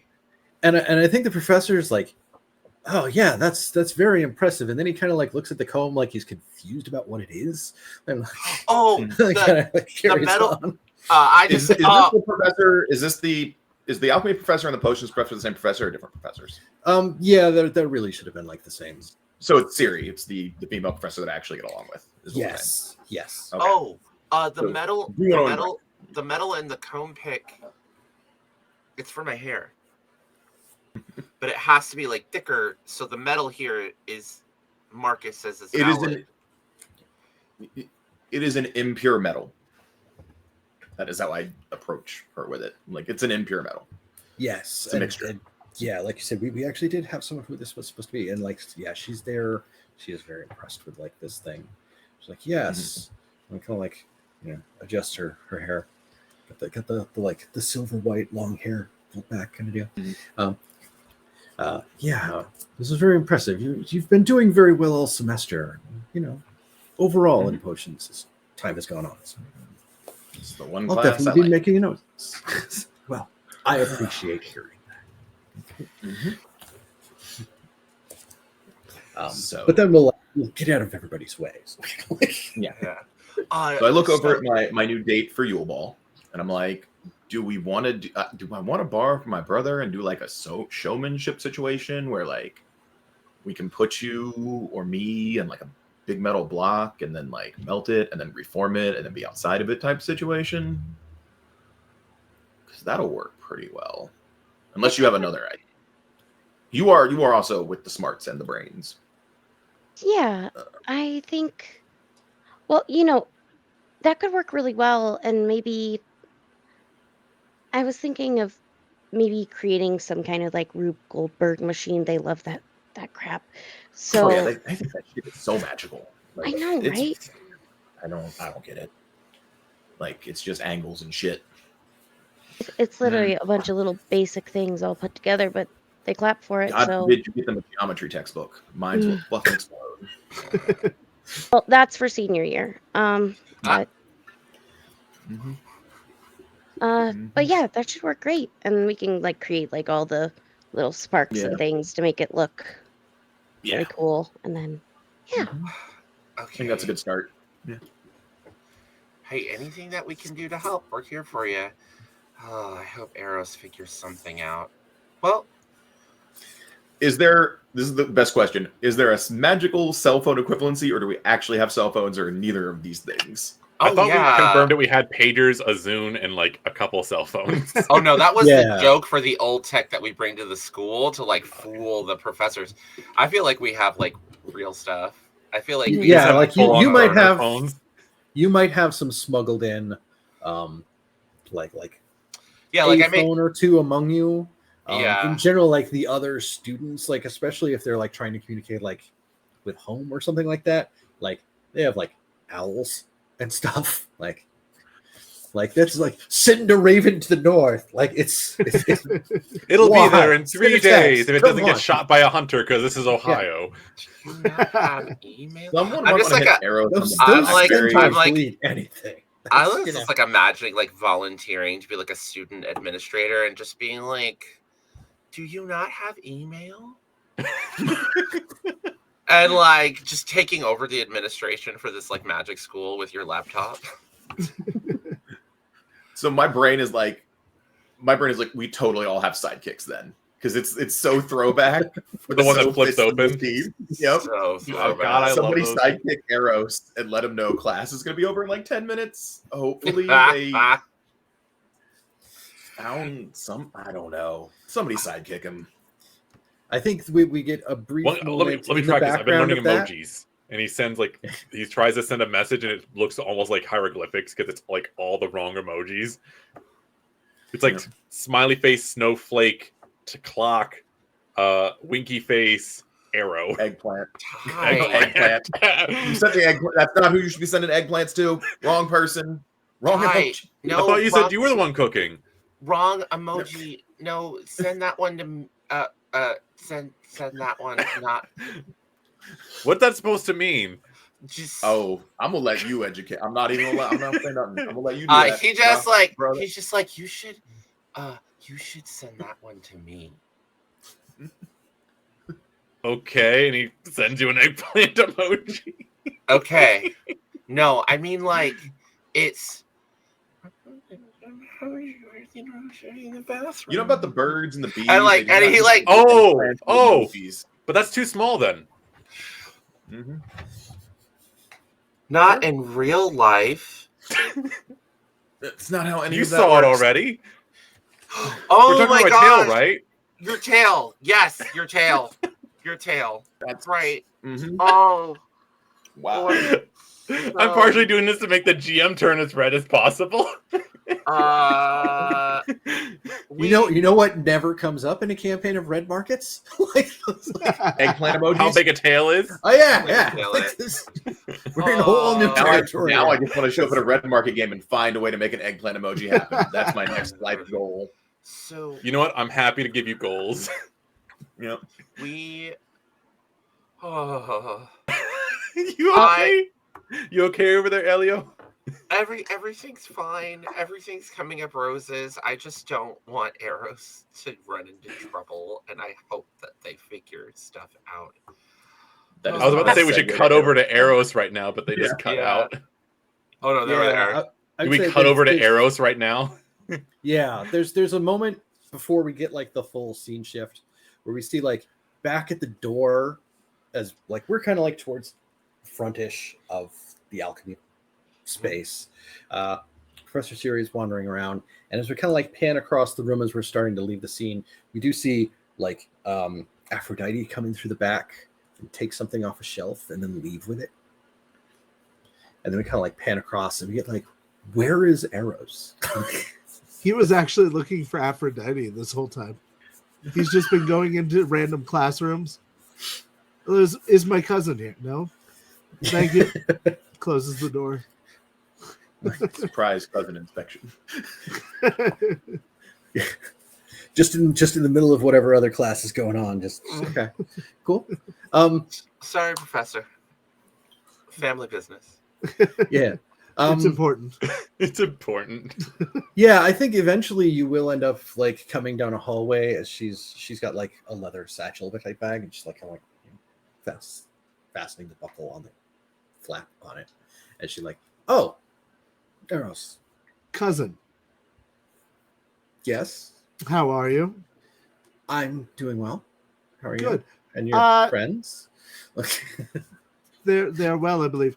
I do need to say that apparently I need a date to this formal thing, and it's customary to only take one person. How does one go about finding dates? I just want to be clear that you're not trying to ask me, right? Oh 'Cause God, no, look, it happens, but it's highly frowned on. It's like, no.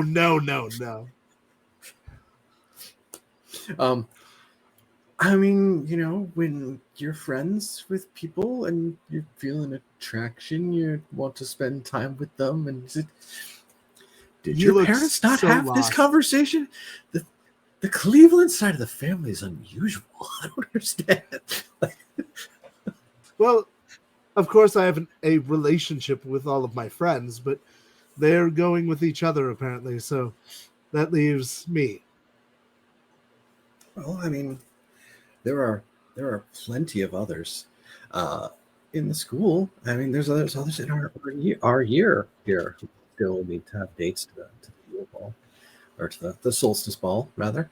And I mean, that said, I mean, people are starting to pair up quickly, and it's a dwindling number. If you're going to find a date, you should get to it, cousin. And I should not nod my head that much. It makes my entire desk vibrate. Cool.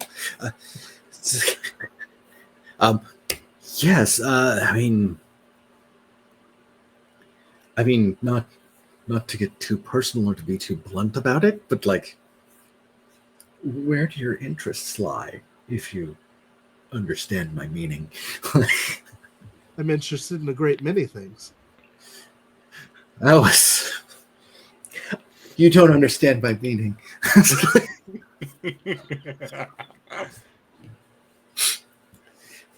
If you were choosing a date to spend time with, Sure. how would you describe that person? Intelligent, caring, fun, but not in a like show off kind of way. Just kind of, a good person. Okay, good people. There's lots of good people. Um,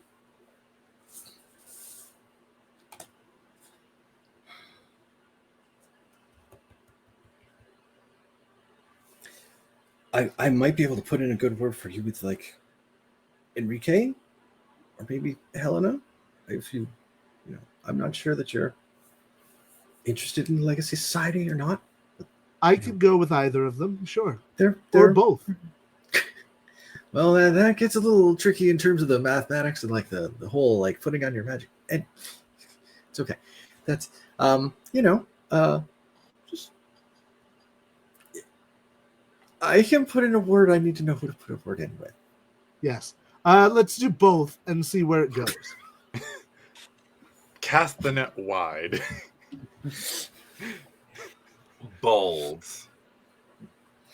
Honestly, I assumed his initial response was just going to be eligible. It's really what I'm looking for. Oh. Open to try new Such things. a high standard. Yeah. That's,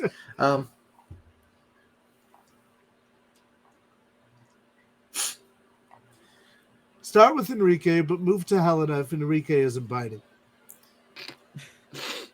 I'll ask. And I would appreciate it. Thank you. I assume I know you have lunch during midday period, and it's just wait. Aren't you supposed to be in class? I'm supposed to be in class now. I assume you're supposed to be in class now as well. I was considering doing a late breakfast. Okay. Second breakfast, even. Well, I mean, you best get out of quickly. It's almost time for 11sies. Yeah. Yeah. You'll wanna. Yes, I will speak.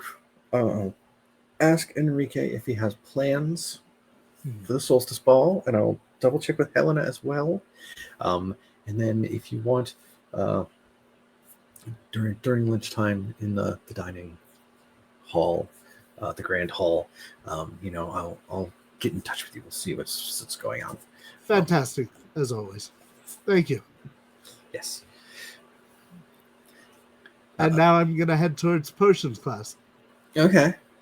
You will probably get there right around the time that the bell's ringing for like ding. I walk in and go to take my seat as the bell rings. Another good class. Really?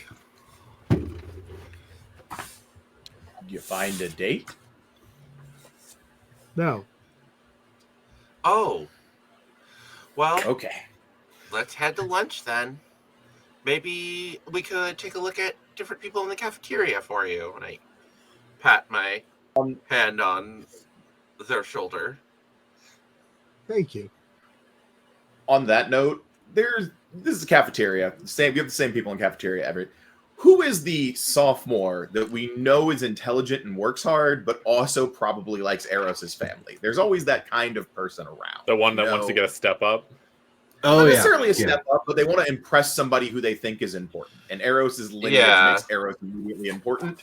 And there's an sophomore underclassman power dynamic we can feed on.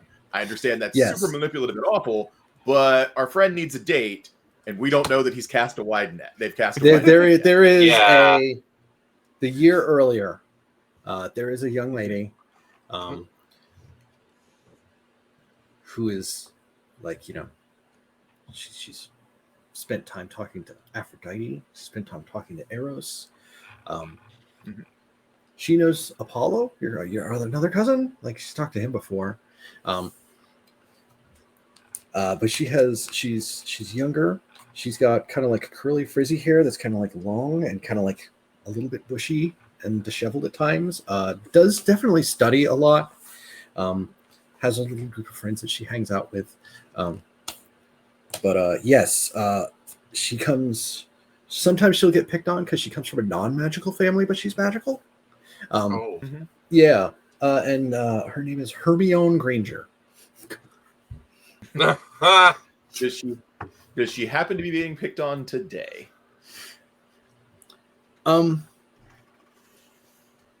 Not actively.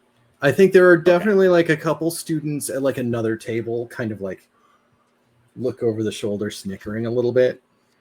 But let me know if at any point in time she becomes actively picked on. Would you have told us what you're hoping for, or if there's something you definitely want to get involved in, like, oh yeah, the moment I can put that in. I'm going to go get involved in. I was gonna say, like, did you need us to instigate it for you? No. I think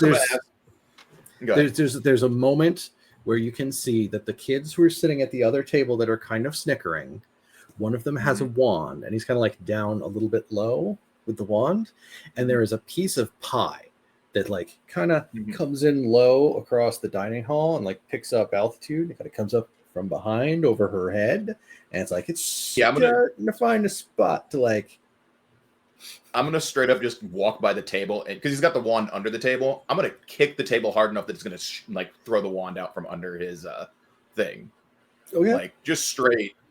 Like, I don't care if it draws attention to me or not. Like, it's clear he's doing a thing. I'm not hitting him, But I'm definitely kicking the table. Would you say you're trying to intimidate, fight, or display a feat of strength? Intimidate, for sure. Before he does that, 1 second. I have a thing called Pack Hunter where I can help him. Oh, okay. He gets a +1 to his roll. Yeah. So if I could see he was doing that, I'm gonna just help out. So whatever way you should come from the other side too. Yeah, so you both like we full on wolf Pack Huntered it. Yeah. Okay. Pincer maneuver. Just like kick the table and.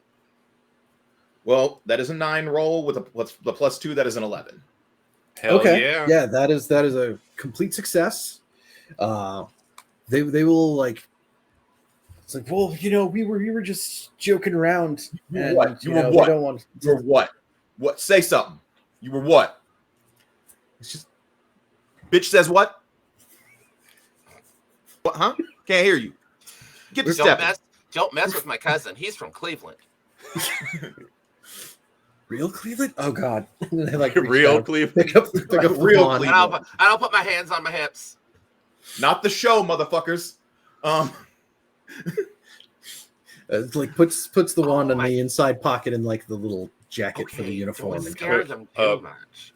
Are you okay if I help you with this or no? Oh boy. I'm gonna make an additional attempt on something. I'm gonna put my hand on his shoulder. I'm gonna say, "Leave the fucking wand."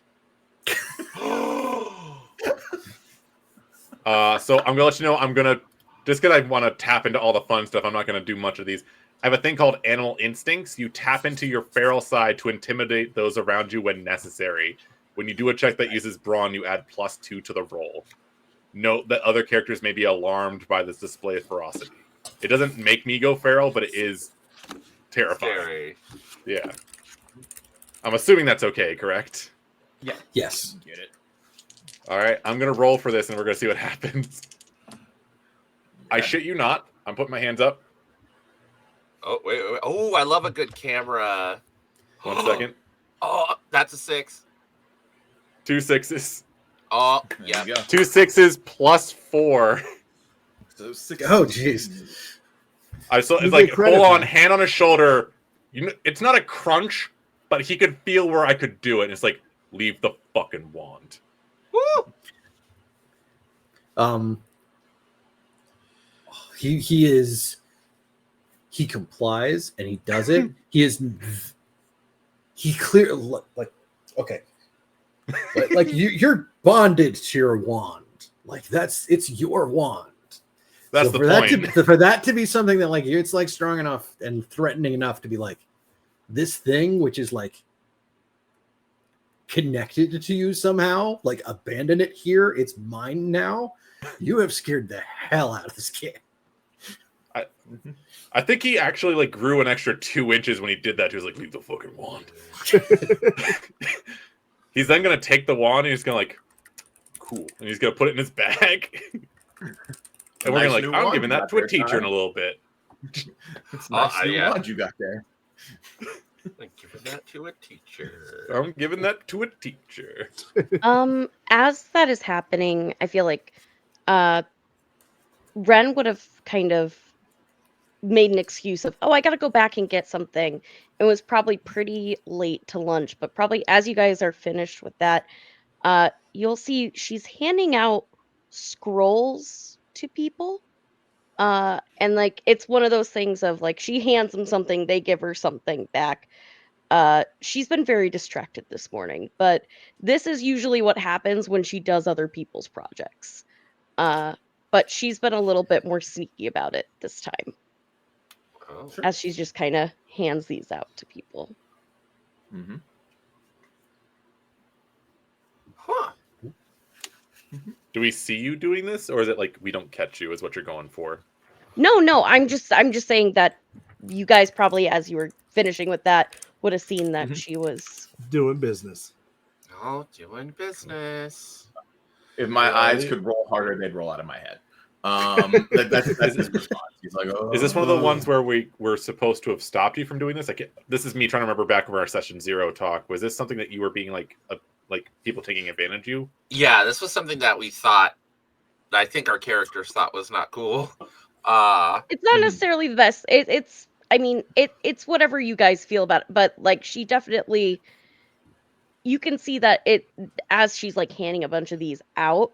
She probably, when she finishes, gets to the table, and like you see, she has a mug of coffee and like opens a Red Bull and just starts pouring the Red Bull. Wait, is that a real Red Bull or the one I made? No, it's like a real one. Red Bull. A real Red Bull. She looks very tired as she goes back to the table. You held on to that, right? That's a mystery mask tool that we're going to use for later. Yeah. There's a move in the game that lets you do that. So after There's we're a done, move like, in the game that lets you use stopping the potions. bullying, Yeah. Stop Yeah. being. Yes, so we Go- have go after- dispatched the bullies. We've dispatched the bullies. we have. Does Hermione And get I'm hit gonna with look a at piece Eros of and I'm pie? like, now would be a good time to. Swoop Yeah. in on the. I looked at soft Eros part. and I'm like, now would be a good time to talk to her. Yeah, I'm not like Eros. Now would be a good time to talk Eros, to that you should sophomore go and see if she has a talk date. Yeah, she could. Yeah, see if she has a date. Oh. You could take Wait. Yeah. Before you go, take this. And I'm just going to slide him the wand. Hey, Tell her don't- that you what? took it That's to the defend good her honor. opener. But That's a we good just You opener. heard defended her you, honor. Absolutely not. we just Why heard you were not? having a hard time. So No, I appreciate it. Thank We you. just help- we just I will helped go this talk to doctor. her. I appreciate that. I'm not taking the wand though.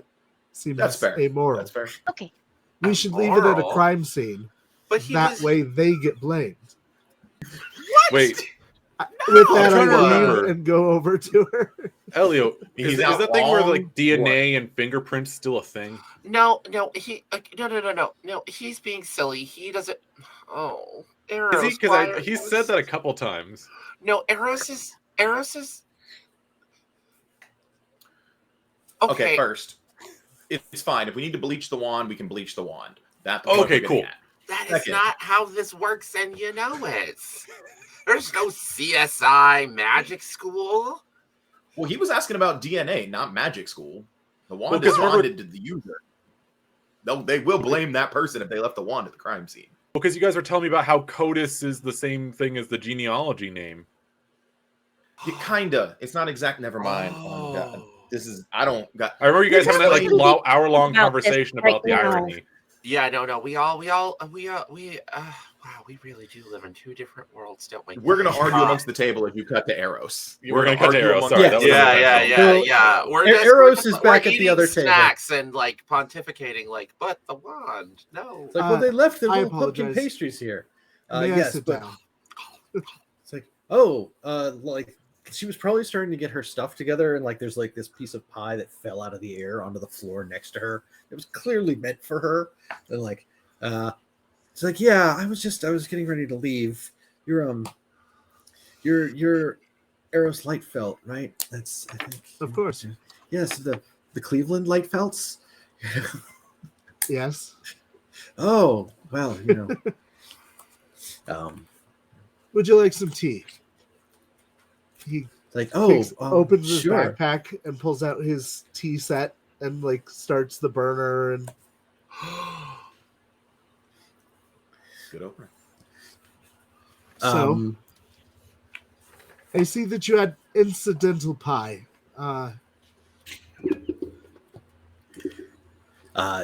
Yeah, she's like, yeah, they tend to mess with me. They don't feel great about me because I'm, from a non-magical family, and they look down on that. It's certainly not a family as illustrious as like the Lightfelts, where and something, and like she like kind of casually mentions like 3 different pieces of your family history. I don't mean for this to, and don't ever tell anyone that I said this, but your lineage really doesn't matter. It matters more who you are. Oh, So I will say, just to take a time out and like pull out of the game here for one quick second, we did get a donation for $25, which was left undecided, but was kind of mentioned as like, hey, this could end up being 2 flirt fund donations. So there are flirt fund bennies to be had here. As we were having this conversation with Hermione,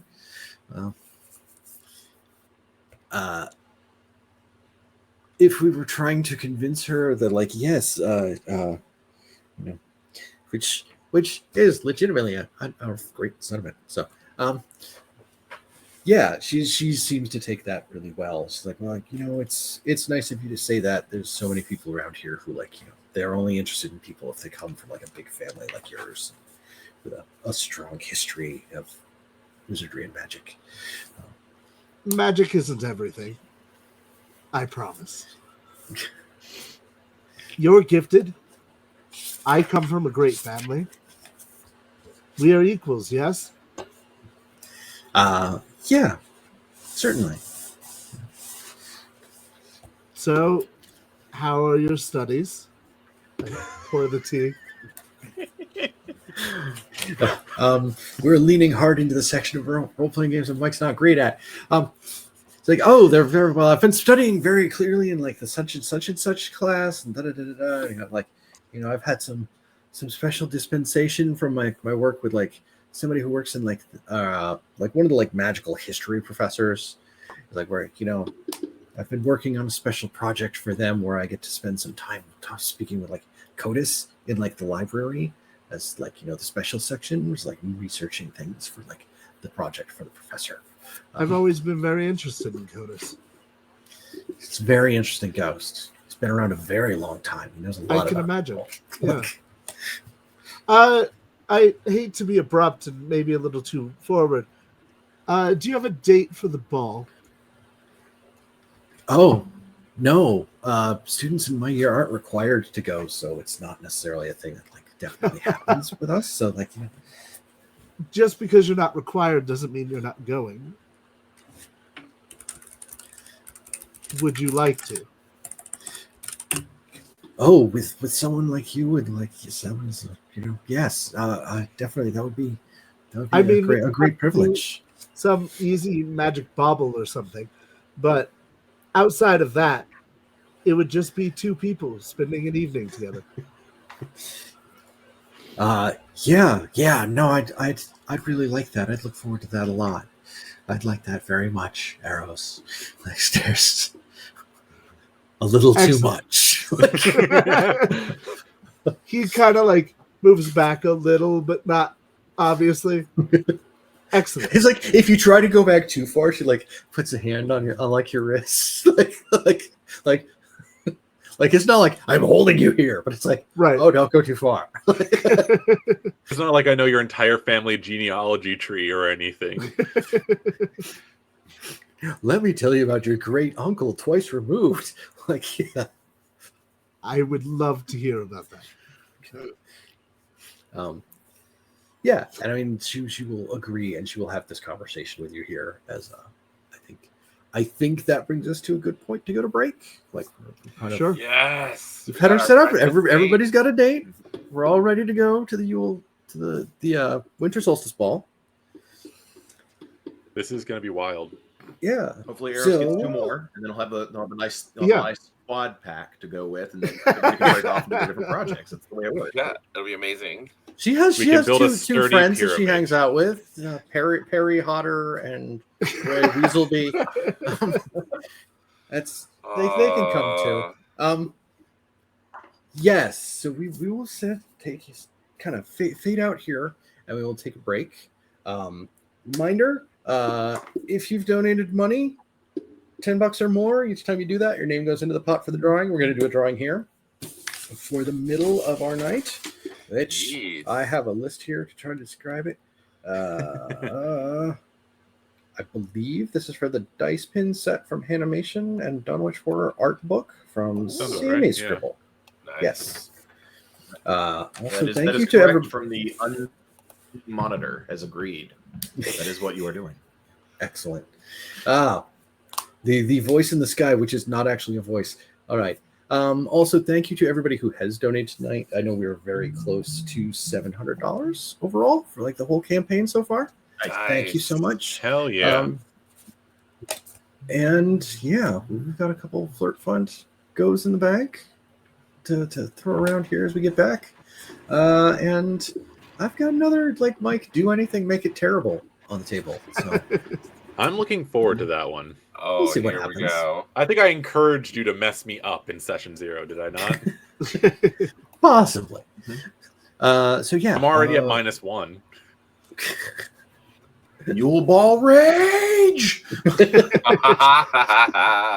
gonna be fine. It's gonna be fine.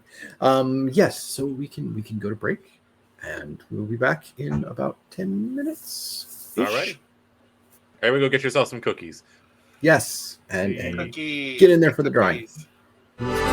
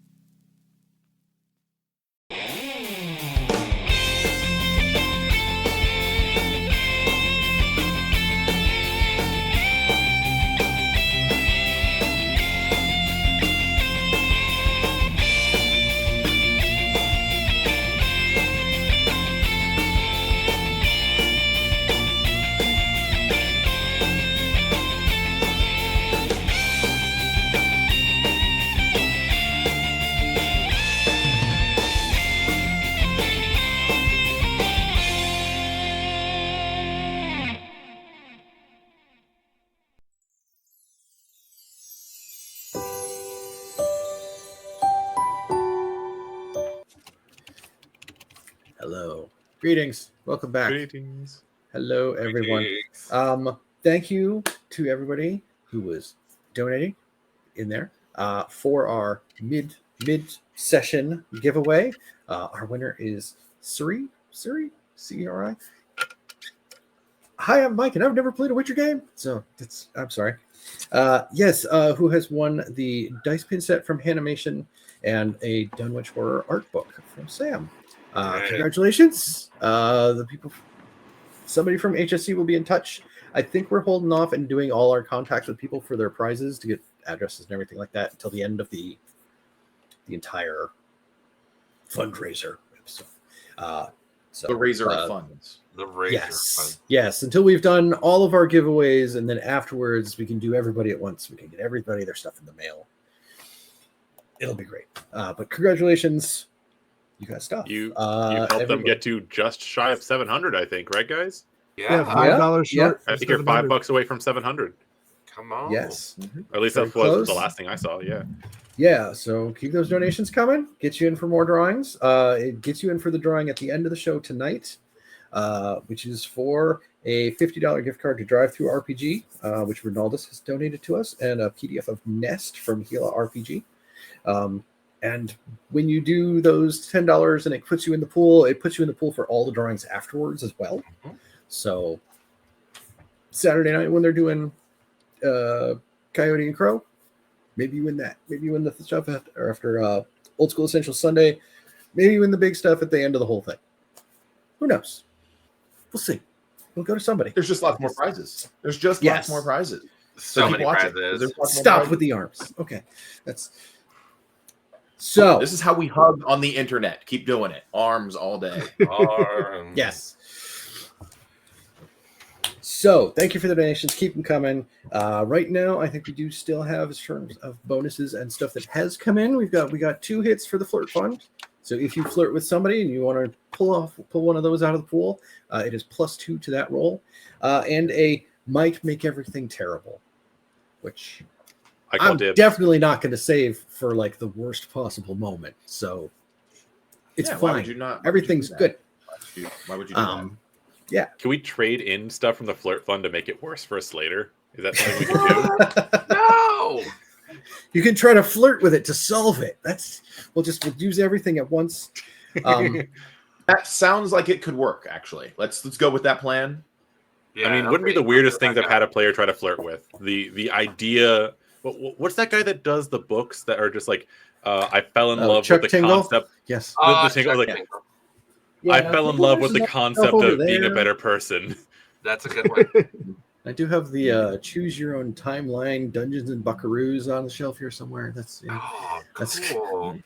Ooh.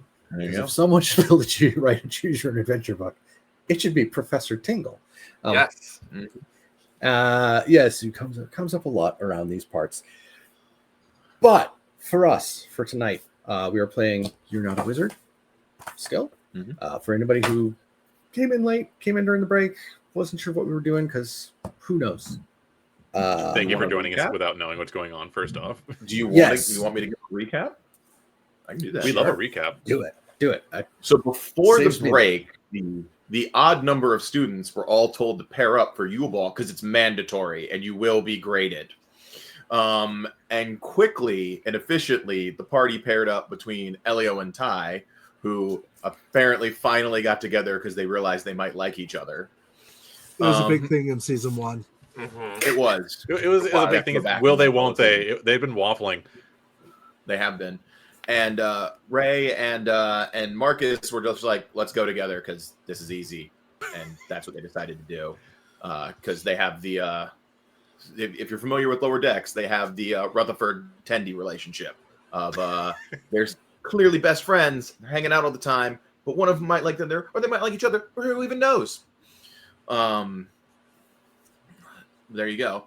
And Eros, who is our legacy student of Doom from the Polycule of Power, whose family has been built upon a legacy of all sorts of things and gets by on daddy's name all day long, kind of had a plan, and then his friends orchestrated a place where they managed to set them up with their own stalker accidentally.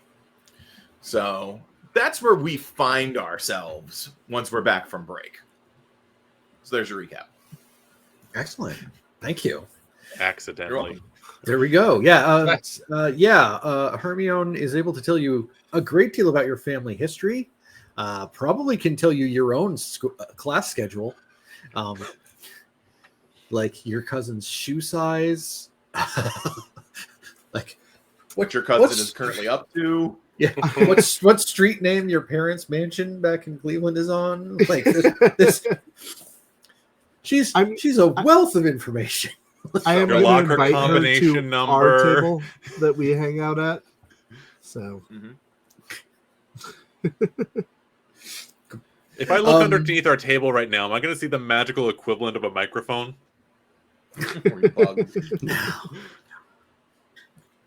No. No. But so yes, there's been another donation, $10, a bonus for whatever helps the players most. Thank you, Cass. Thank you. Yes. Cass trying to keep us alive. So yes, I'm over here just trying to rush toward the fire like a moth, and they're trying to stop me. Let me try to. Okay, Mike, push it forward. Yes, Sorry. we have our dates. We have arranged our stuff. Certainly, everybody's been practicing all their stuff for their like. You have to put on your magical presentation because that's the thing you do at a ball. Right.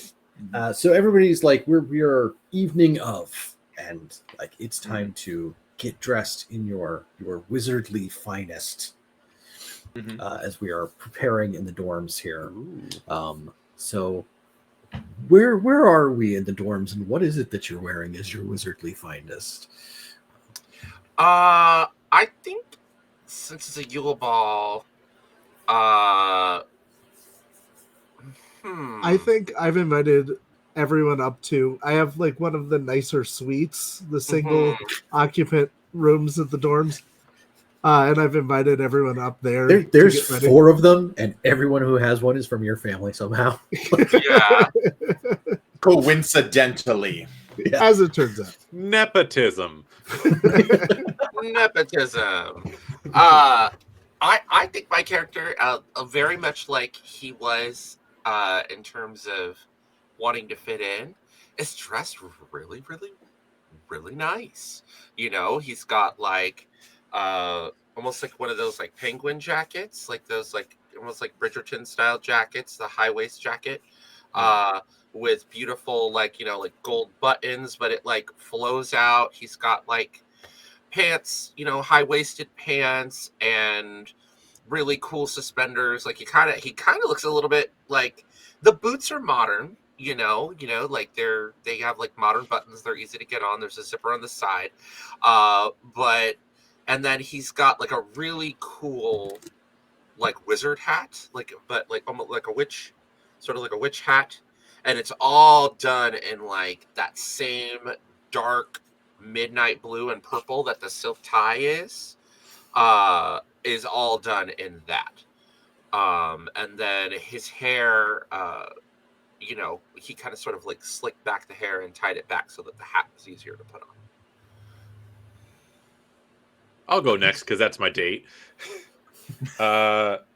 I think so. Tiberius is so used to being in like this is a messed up, grimy, dirty thing. So the moment he comes out of the bathroom after like quaffing his hair and anything, he is wearing the full tuxedo, like 007 style single-breasted jacket with like the little like lapel pocket square. The pocket square. It's done in the same style as Elio. He's got like that. He's got a big grin. He's gotten all that done. His mohawk is now no longer a pompadour. It's actually kind of fully done up properly. And he'll take out his pocket square and he'll do a trick that he learned by watching Elio. And then he'll pull out a carnation and just slip it in his pocket. Or his buttoneer. Oh, thank you. You look and then great. He's like, shit, how do I put it back together? It was like this when I took it out of the package. The pocket square. I just fold it very carefully and just like slide it back in and pat it like that. There we go. So, do the suspenders come off? Yeah. Good. And then we move on to Mary. To fit into things we talked about in break, I think that Ren is super late, like later than she normally no. would be. Mm-hmm. So we'll skip to somebody okay. else and then get Mary in a second. Yes, skip someone Oh. else. Gotcha. Where's Eros at? Because I know When Marcus everyone maybe- arrived to his suite, he is wearing a white tunic, like a white toga style tunic, with a gold thing and a gold laurel wreath crown. And they have their hair back in like the most androgynous way possible, and their eyebrows are perfect, and they're just eating grapes and waiting for everyone. Do the grapes have skin on them? Because in my brain, they don't. No, These have been they've all been peeled. Oh, is it a costume party? This is, Shit. I assure you, formal attire. This was my father's brooch.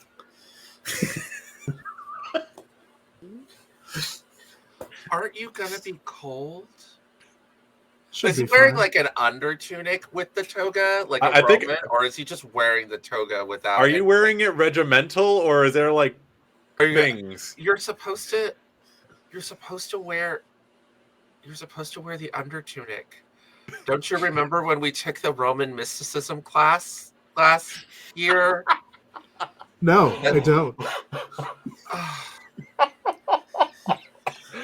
Your nipples are going to be so freezing if that's all that you're wearing.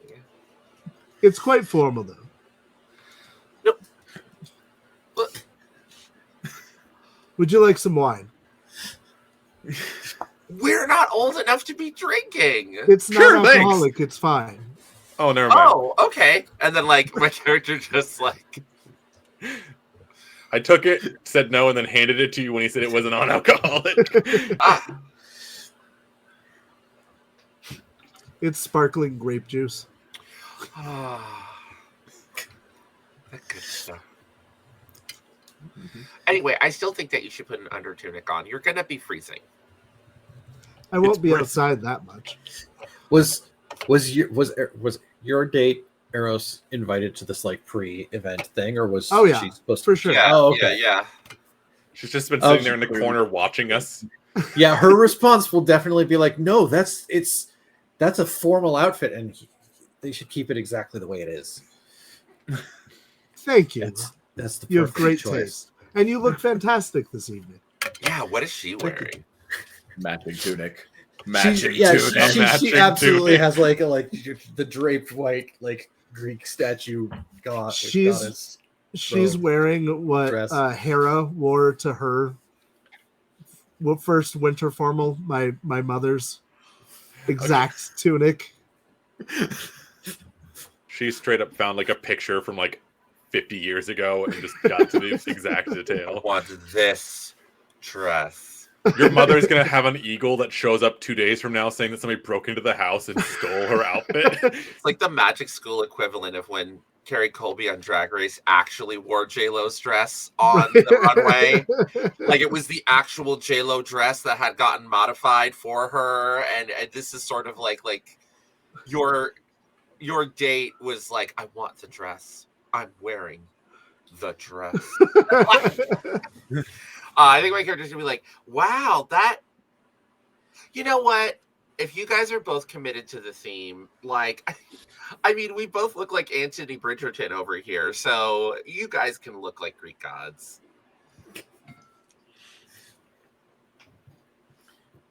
Who's Yeah, Bridgerton? and she's very like, happy it's to be dressed this way. Like, oh, it's we a- match. It's great. I'm so it's happy we look like it's- this. it's like a BBC soap opera, but with black people.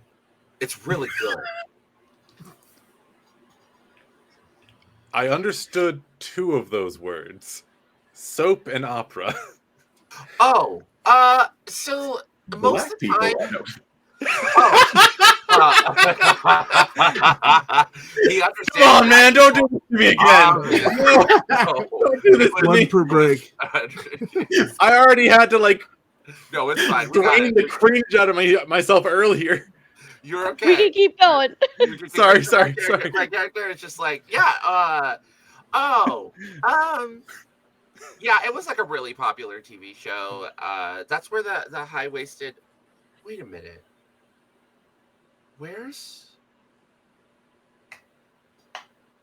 Why? Where's Ren? Why is Ren so? Yeah, I was gonna say, why is Ren so late? I'll go get her. Marcus is gonna head down the hall to Ren's room. And Marcus, I assume he probably has to decided- change buildings to like the girls' dorm, just like it's a separate building. But He just goes. Yeah. He's like, whatever. He carries that air of I'm going to go do a thing, and God forbid you get in my way. As Do we we want wait, to he meet is you there? dressed. What? Are we gonna meet you talk there? to Ren. Yeah. We'll meet you there. Yeah, that sounds fine. Oh, okay, cool. So he is dressed in like tuxedo pants, still combat boots. We're not giving those up. He's got a fairly nice tuxedo shirt, a fairly nice tuxedo vest, no tie, because now he has an excuse not to wear a tie. And then he's got a red and black Thriller-esque Michael Jackson jacket on over that. Because that's what you do. That's what you do. I'm just Perfect. like there's just a flashback to the room where you walk out in the jacket and my character's like, what in the vintage black MTV are you wearing? Like, you know, A classic. A classic. That's the only response. Just a classic. And then just back to the scene.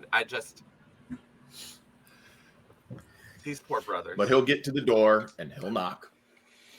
And he'll lean. Yep. Oh, straight up. I feel like there's just it's open.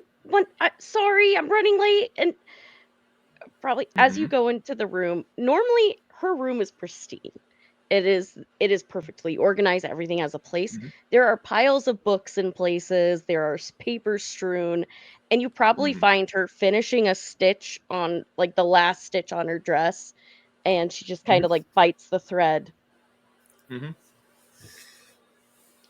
Yeah. Hi. Hey.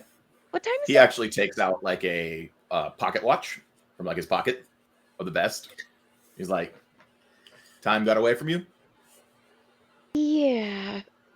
Guess you can say that. Sorry. I was working and then I fell asleep when I was working and then but it's done. Here I will change and we will go really quickly. No, we're gonna sit and have a little chit chat. Okay. Yeah. You know, like he just kind of sits down and he's like, you know, one thing about being tossed around the foster system is you see a lot of stuff. And you see a lot of people who do stuff to themselves. And you see a lot of functioning people that function even though they probably should take a break. And sometimes it's drinking, and sometimes it's drugs, sometimes it's lots of other things. But when you've been around an addict long enough, you learn to spot the signs. Well, I mean, like, it's not that kind of. Okay. Addiction is addiction. And you're okay. Doing stuff to yourself, and it's starting to catch up with you. Well, what are you doing? She kind of takes a deep breath, and then she just goes to one of her desk drawers, and she pulls out, and it's like this old school, like, egg timer.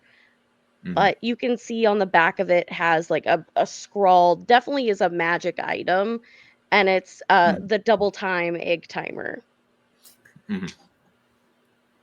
Look, well, you know how I said I was taking a few extra classes? Yeah. Were they? Yeah. They all weren't your classes, though, were they? No. Yeah. Well, I mean, like, they. Okay, it's. At first, I thought it would be great because, it would be nice to have like a little extra cash and to be able to do things. And they said that they would put my name in for different like sponsorships and things. And, well, the business picked up a lot, which is nice. Yeah. Um, n- I don't usually use it as much as I have today. But I Yeah. got everything done. At what cost? Oh, I mean, I'm gonna have to pay for another thing of Red Bull. Um, That's not what I mean. That stuff takes a toll on you, not just physically, but mentally. And you're like one of my, if not my best friend outside of my brother. And I adore you, but you don't say no well. Like, and the people here will run you ragged to climb one more notch up a social ladder that doesn't actually mean a shit. And you don't need that. And you don't need them. And you don't need to do this to yourself. I just, I know you're right, and I'm trying. I said no to like lower projects, but I I know you're right. Okay, I just don't. He's actually going to hold out his hand, like clearly asking to have the timer put into it. And she just like gingerly is just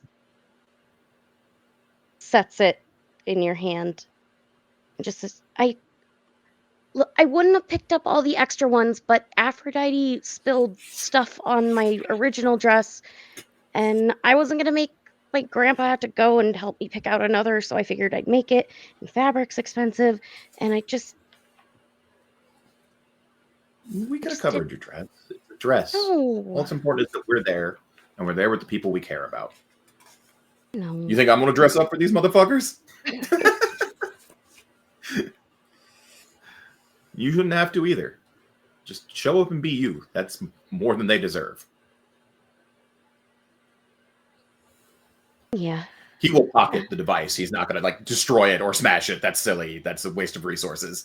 Um, but he will pocket it at this point in time.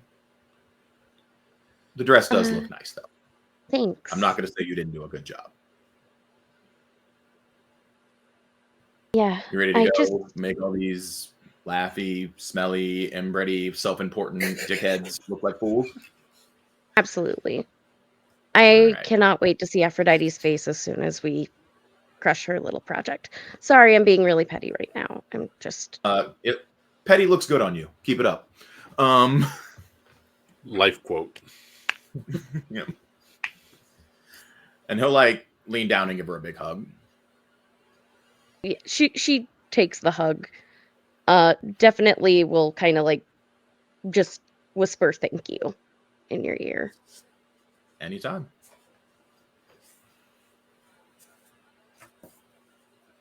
But she's dressed in this like navy blue like not probably like an organza type fabric, but it's if you've seen like different Toyota Matoshi dresses, it's very flowy, off the shoulder, has these beautiful like star embroidery and like almost like little like shooting stars kind of painted on it. She went to a lot of effort to make the dress, and it is awesome, and it works with the wheelchair. So yeah. There we go. What kind of dress? Toyota Matoshi. Yeah. I was pulling it up because I'm assuming that's what you're talking about, right? Yeah, like similar. It's more like that works. Yep. In that vein. I was just trying to have a visual because I'm like, what the fuck is that? No, I understand. No worries. because that looks amazing.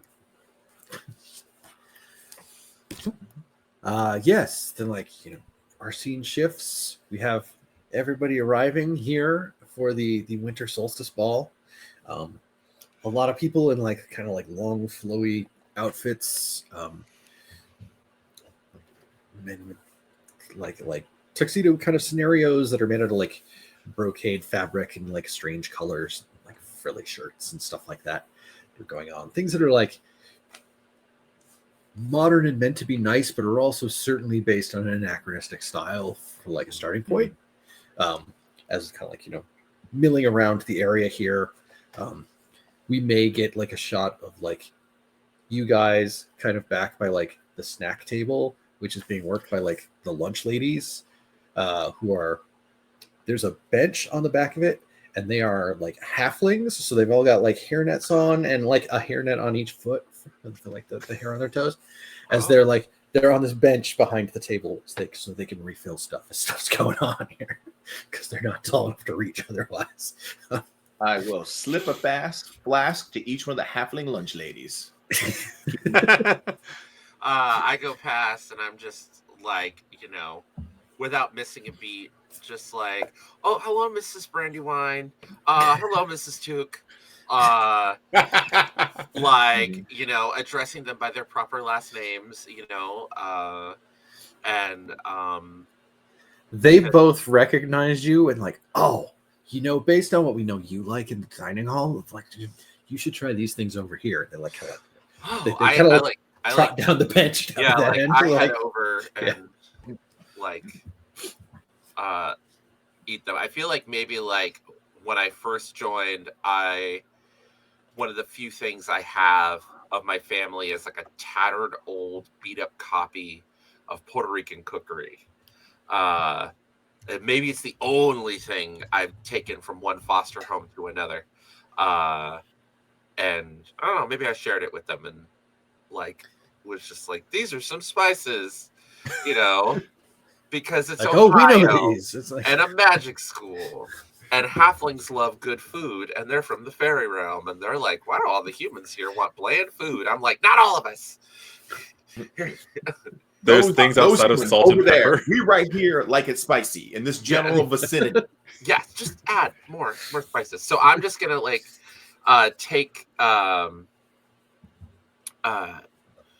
take Rain's character's hand, take Ty's hand, and lead him over to where there's more food. Okay. Is this where you introduce him to the concept of hot sauce? I don't know. I feel like you already know about hot sauce. Yeah, you would have known hot sauce. You would not spend a year, 2 years hanging out with us and not know hot sauce. Yeah. Oh, yeah, that was season 1. There was an entire episode where I burned my mouth real bad. And we're was there another episode later in the season where you were addicted to it? Like an entire thing about Texas Pete and just going through all the different brands, finding the perfect one. We were trying very hard in this place that has no technology to smuggle in episodes of Hot Ones so you could get ideas of the sauces. Yeah. He said sriracha was overblown, and he just kind of went. I love the srirachas. Sriracha's so good. Sriracha's good. Yeah. So everybody in your year is here. Mm-hmm. Got it. Right? Some of them have dates that are younger, some of them have dates that are older. They're here together. They're here to do the thing. And then the Dean of Magic. Question before we get super far. Did Eros's cousin ever get back to him on the other people that they asked out? I want to sidebar into that. I just forgot about ask. I mean, in the interest of him already having a date, by the time I was able to coordinate, they'd been asked out with other people. There's other people that they're scouting for the Legacy Society that they're going with. We just get the meme. I just want to make sure there was a reciprocated message that just that their cousin just never responded, because those are two different attitudes. Yeah. Right. Two very different things. Was I ghosted or was no one interested? That's that changes attitudes heading into the motion, because I already know that this cousin tried to mess with my date's dress. So, you know, Oh, left chinned might be quad chinned by the end of the night.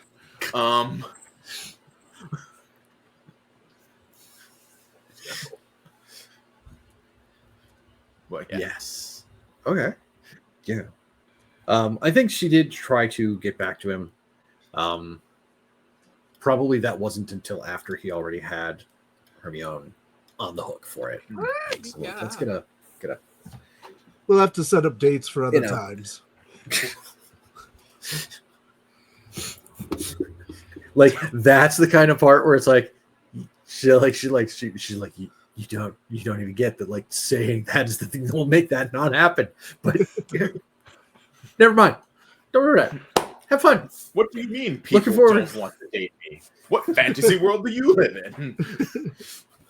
Looking forward to your presentation. Don't you know who my dads are?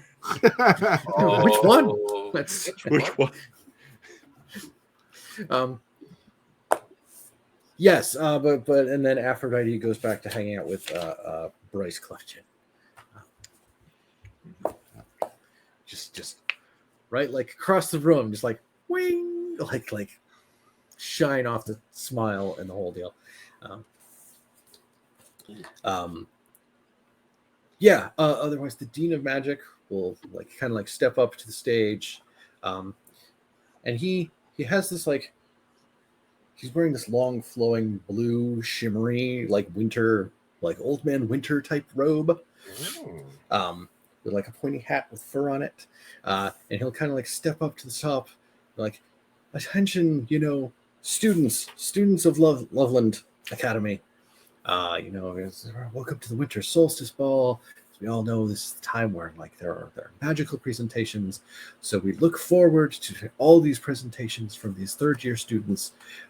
Let the presentations commence. And he kind of like does that thing to like fluff back the the layers of his coat to like from out in front of him, and you can see that he's like a gnome on stilts that make him human height. mhm. And he will like pull out his wand and like there's like a sparkle of lights in the top of like the upper levels of the room, and it like starts to like have little like illusionary snow fall in the room, and it's like Oh, wow. and he will like start with whoever is up first, and then they'll start doing their presentations, and then we can figure out like who here's gonna end up going up first out of y'all. roll for it? Yeah, I think we should go for it. So the idea that my character has is I'm gonna Before you get super Yeah. deep into it, I totally agree you guys should go first. I also want to note that we don't all go one after another, because we're going to start watching for things. We want to be on the lookout for things. So we're going to break it up like one of us goes and some people between us, then one of us goes Yeah. and then some people between Yeah. us. Rather than trying to Okay. be like 1, 2, 3, because that's That's how you get we in want to trouble. make sure. Yeah, that's how we get in trouble. yeah, That's how we get caught. We're breaking it up yeah, Okay. logistically. yeah, I want to be clear because I'm that type of nerd. yeah. I feel like in this one, like Tiberius has just been the guy that like sit there longingly watch a nerd explain something that is way over their head. So you're talking about the prestige and all these other little details about show magic, and he's just like, Okay. and just So- so this is on you. Generally speaking, the plan is that I'm gonna use what I want to do is he's gonna get up there and present, ladies and gentlemen, I would like to present to you the amazing powers of transfiguration as I present manifestations of animal traits in my partner's body. And I pull out a wand and, all right, thinking of a fox. And I just start rolling like the wand at him up and down, concentrating and focusing. There's a brief like Actually, and I had mentioned before that when he gets a chance to make the tail or ears or fangs appear while I'm like using the wand to make it look like we're working together to accelerate his transfiguration abilities. I'm Okay. going to use pack tactic thing to give him a +1. Yeah. Okay. So is this going to be a group roll, or how are we doing this one? Am I doing... I stacked the deck because I prepared for this? Or is it smoke and mirrors? I feel like it could be either. Yeah, I mean, either one of those do sound like they're a good match for it. Okay. You get a +1 from me helping. I'm helping, and then I have a... What do I have? I have a move called Tools of the Trade. You have access to the type of stage magicians rely on. When you make a use, you may announce what tool you're using. I'm using a magician's wand. Okay. If you do, roll an additional die and ignore the lowest one. Oh, okay. Oh, There you doesn't go. matter. Yes, I was gonna say we do have that one kind of generic thing to spend getting a bonus for somebody in here as needed, kind of. I'm going to use the flirt in a second. Don't worry. We do hit. We have 2 flirts, and we have this one other one. All right. I figured I'll steal the flirt for me actually making this work later for my try. Yeah. And I think I'm also gonna flirt with this. 1 second. I'm transforming now, right? Yeah, so the flirt originally, I think, should be, as he's doing the wand, you hear a whisper that says, think about our time in the bathroom, if that helps. It's gonna be the wrong thing transforming. Gotcha.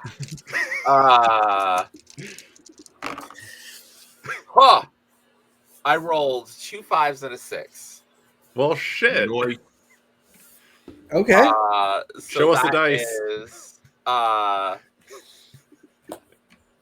You don't have to. I was just joking. oh, yeah, sorry. This thing is, like, set up so I can't move it. Yours is set up. Yeah. Mine's loose. Yeah.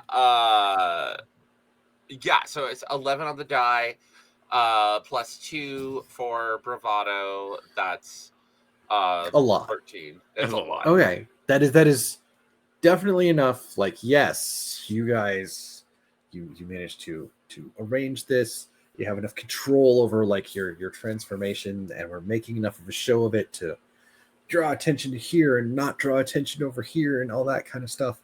Like maybe this is why we have so much glitter around this place, is because we're trying to dress it up here and make it look a little more fantastical, because we're not showing a shower of magical sparks. We're doing something like, but yes, it certainly goes like, and you get a significant round of applause at the end of like your display. Like, oh, very nice. Like, the Dean of Magic is definitely conferring with a couple of the other professors up there. It's like, we'll make sure this is reflected in your grades. Thank you.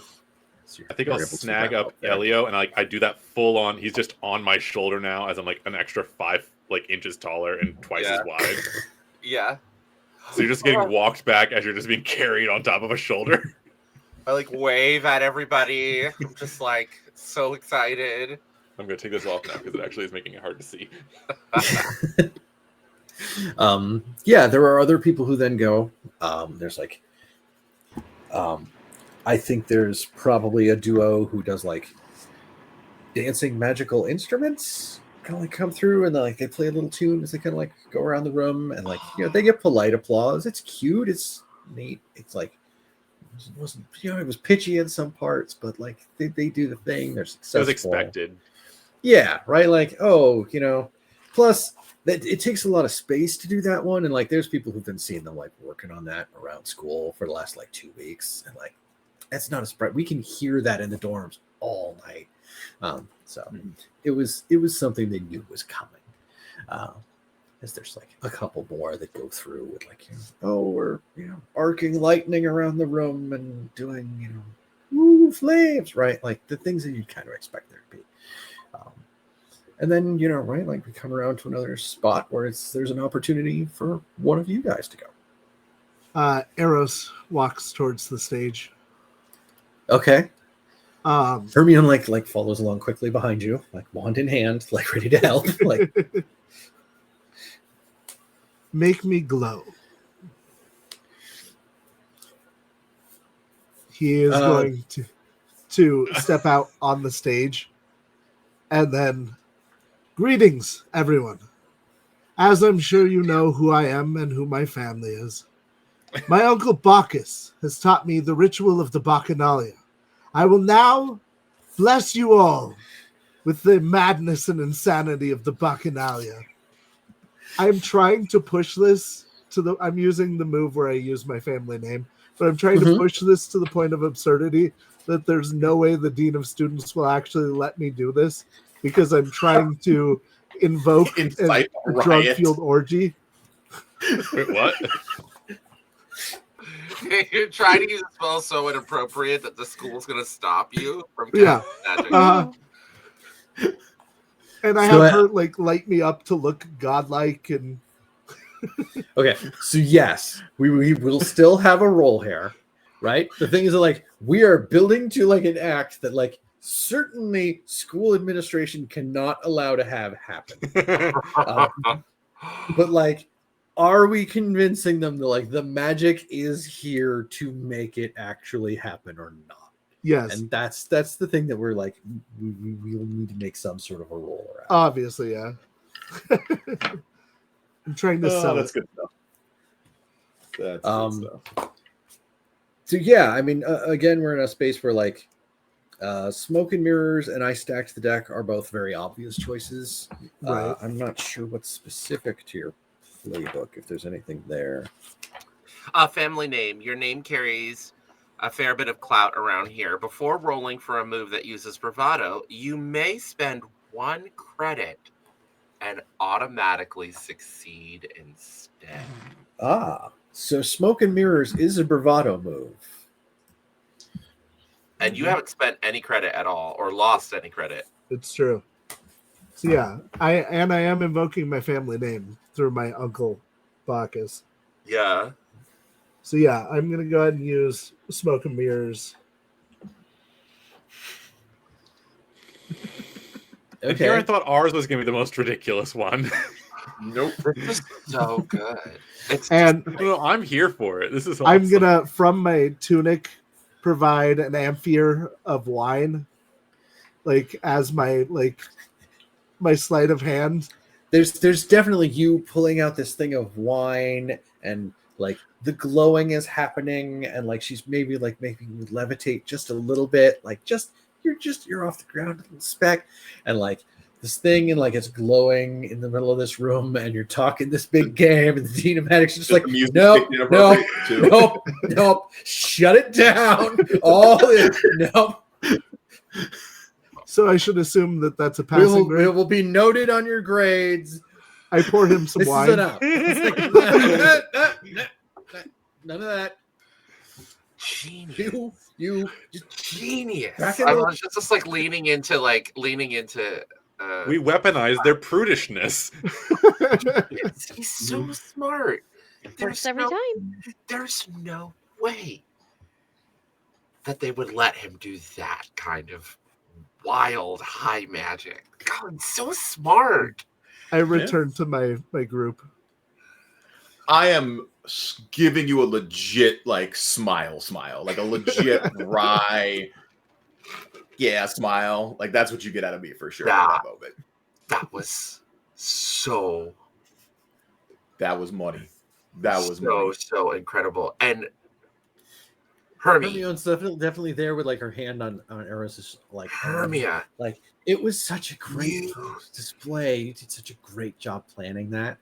They're going to be talking about this one for years. You killed it, Hermia. Money. Don't sell yourself short. As my character starts being nice to her, we all agreed. The levitation, the light. You're an important part of it. So important. That was really great. You worked together as a team. I mean, it's a shame you weren't able to do the actual ritual. I think it probably would have turned this place up. But I don't think these teenage Ohio kids are ready for whatever Perhaps Bach when we is get to had magical prepared. They know college. who As somebody I that don't has think they know gone who Little to John is. Ohio They can't prom, turn down for what? Like, I don't think they know who he is.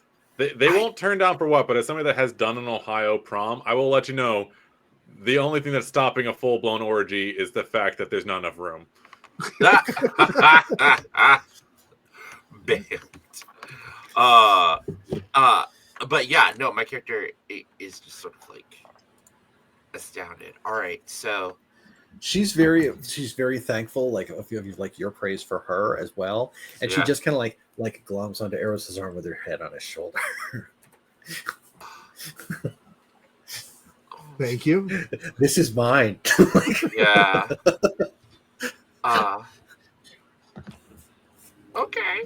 This is mine. She doesn't actually say that, but like No, she yeah. doesn't say Oh, that. God. She just Mine. my character thinks it's a match made in heaven. I'm like, oh, a girl with a that has magic, from a family with no magic, and a boy with no magic, from a family with magic. They're gonna She be knows perfect so together. many details about. They Yeah. complete each He other. does not say that out loud, but he's like, maybe this will work out.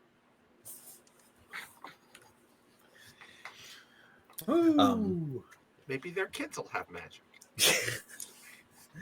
Yes. Right. So then there's a couple more groups that go.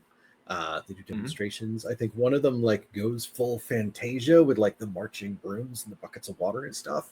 And like it's kind of it's like, oh well, like it's neat that they did that, but like what's up for creativity, guys? That's kind of like and then we get Ren and Marcus get their opportunity.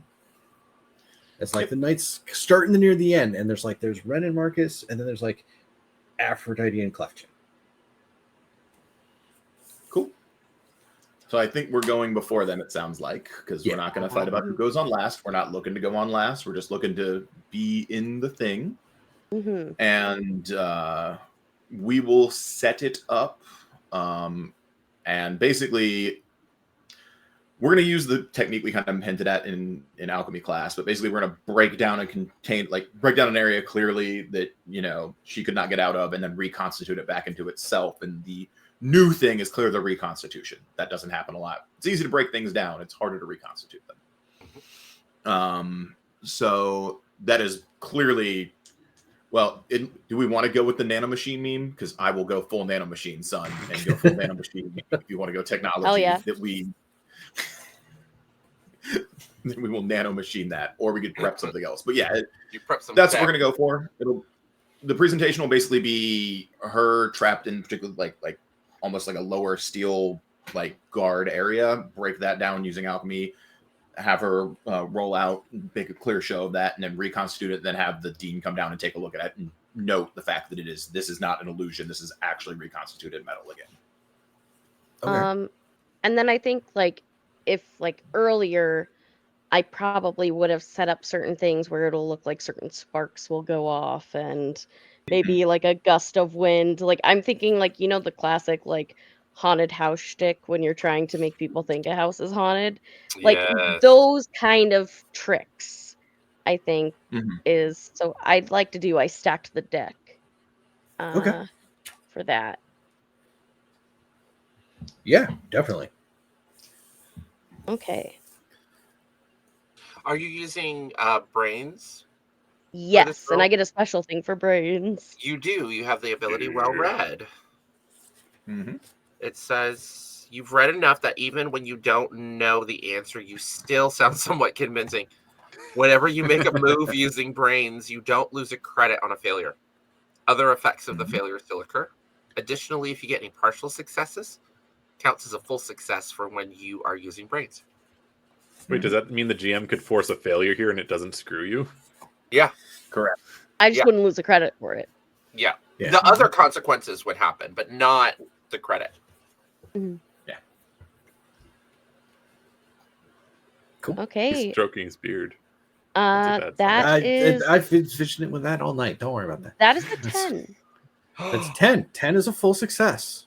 Hell yeah. Nice. Yeah, your accoutrements to this transformation, the transmogrification, the however what the right word is for it. Yes, absolutely. Like people are in awe. They're like, oh, clearly that's magic. Of course, I don't know what a Roman candle is, but clearly that would just be a candle in Rome and not something that would do this. Mhm. Then Marcus needs to do the actual hard work, unfortunately. I just did all the bells and whistles. Sure. Yeah. That is an 8 plus 2 for a 10. Hell yeah. Oh, Bang. yeah. It's specifically magic technology. Our cube Mhm. dissolves outwards. Ren is able Mhm. to emerge from this item, and then we were able to, right, like form it back into Mhm. whatever shape it is that we feel that we want it to be. Yep. Yes. It's the same shape. The whole example is supposed to be I deconstituted it and reconstituted it as an alloy that hasn't been reconstituted yet. Back and forth. Yes. The Dean of Magic is appreciative of like the act that you have put on, and Sari, the alchemy professor, like takes him aside to kind of like explain like the significance of what you've just done. It's like, Yeah. oh, it's not just like, oh, it was a cube and now it's not and it's a cube again. It's like there was something significant that happened here that like, Mhm. there was a good outcome. She's like, this has not been done before. He is advancing alchemy currently. Yes. Any fool can make gold. We reconstituted it. Yes. Yeah. It's one step closer to the Philosopher's Stone. We just need these souls from the city. Well, we are near Toledo, though there aren't many souls left in it. Oh, Lordy. Yeah. Oh, So for the final group to go, it is Aphrodite and Clefshin, and they come forward. Before they kind of go up, you see them like they have a flask of something that's been brewed. It's like it's an unusual color, and they both take a sip off of this. All right, like maybe this is the magic performance enhancing drug. Who knows? But we started slipping stuff out of the alchemy lab before, and they come up and they do their presentation and they start out and they're doing this like illusion presentation that runs through the entire history of Sir Harry Loveland and his education at the European magic schools and his disagreements with the magical programs over there and the founding of the school here and his thoughts on the war and all that sort of stuff. And it's very well done and it's very intricate. And like she was working with a senior, it's like this help.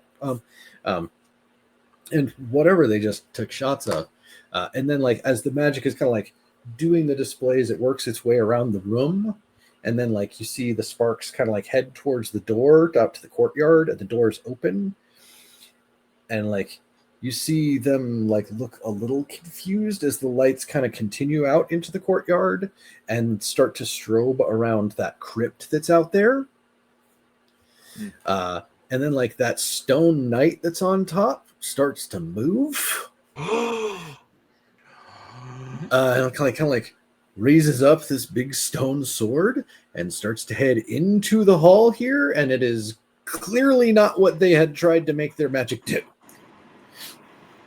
But as he starts reaching the doors into this area, he starts like big stone sword smashing through this door that's got these like stained glass of like the history of the school in it and stuff. Oh no! So Mike's super bad thing is like magic goes bad. Look like Oh no! now we have a marauding stone 8-foot knight swinging a two-handed sword through the middle of Karate Kids. So what do we want to do about it? Is Elio still on my shoulder? Yeah, I think no. You would have put me down after the demo because Would I? Our friends. He's been up there a while if he is still up there. I would think by now I would be down. Okay, cool. That saves you from what I'm about to do. I was trying to keep you honest. I see that those things are starting to move around. Yes. Ty is immediately just gonna like he's still animaled up, so he's just like Neum. Fully going out a window. He's gonna fight that shit.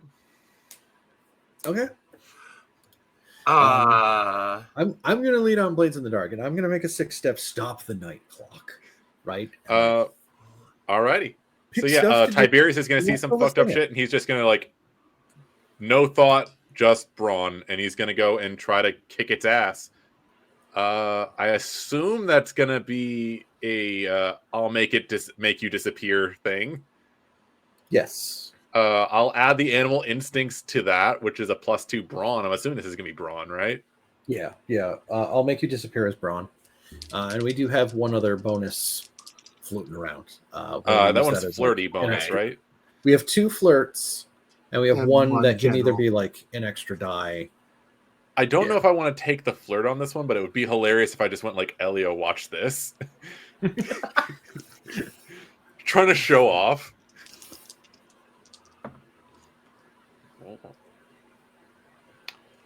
It's a good thing I said I was using the animal instinct thing. So with my brawn bonus and that, it is going to be an 8. Okay. So that is a partial success. Yeah. You get up there. So I'll put a tick on the clock. So 5 ticks left. You get up there. You are able to take a swing at it, bash on it, and I think like you end up coming down on an angle where like that big, like it's got like what was a 2-handed sword kind of that was in front of it. It was like up on the pedestal kind of out there. You smack that on an angle where like it certainly like breaks the blade off. So it's still got something that's, yay long, but it's a significantly less menacing weapon to as many people. But it is not stopping him wholesale, right? Man, let's get in on this, guys. I'm gonna turn to my date. I think there's also a moment there where it's like you hit it and it snaps off, but there's also like a swipe where like you kind of slide across on your butt. Yeah. He like cut off part of my shirt. It's But just like in half the open. Padme way, the where it's like You can see abs now, all 12 of them. Yeah, you said you were turning to your date. Yeah. James? I'm gonna turn to my date and go, this is when you were meant to be a hero. Use your magic now. Prove yourself in front of everyone. Fuck, I'm being loud.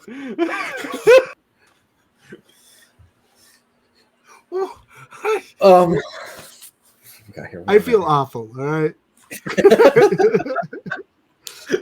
I mean, this is what she needs to hear. This is what she's been waiting to hear her whole life. Okay, so 1. I believe Is this I stacked the deck because you came prepared, the wizard? It wasn't meant to be, but yes. Okay. Feels that way. And 2, is this flirting? Yeah. Yes, the- to her it is. I That is so believe in you. flirting to her. I make intense eye contact, hand on the cheek. This is your time. I'll make the Lightfelts proud. I'm an awful person.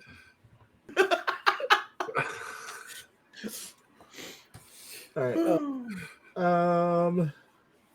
Yeah, give me 2d6 plus brains plus 2. Oh no. Not great. Oh,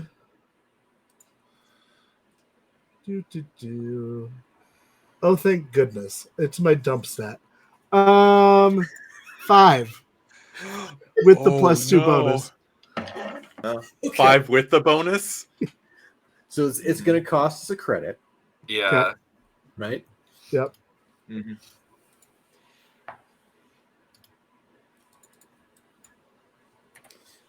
I'm down to 1 I credit. put by in the a way. line. I put in a line about harm to children. So, That we did. That we did. yeah. I mean, I think Hermione gets tossed across the room.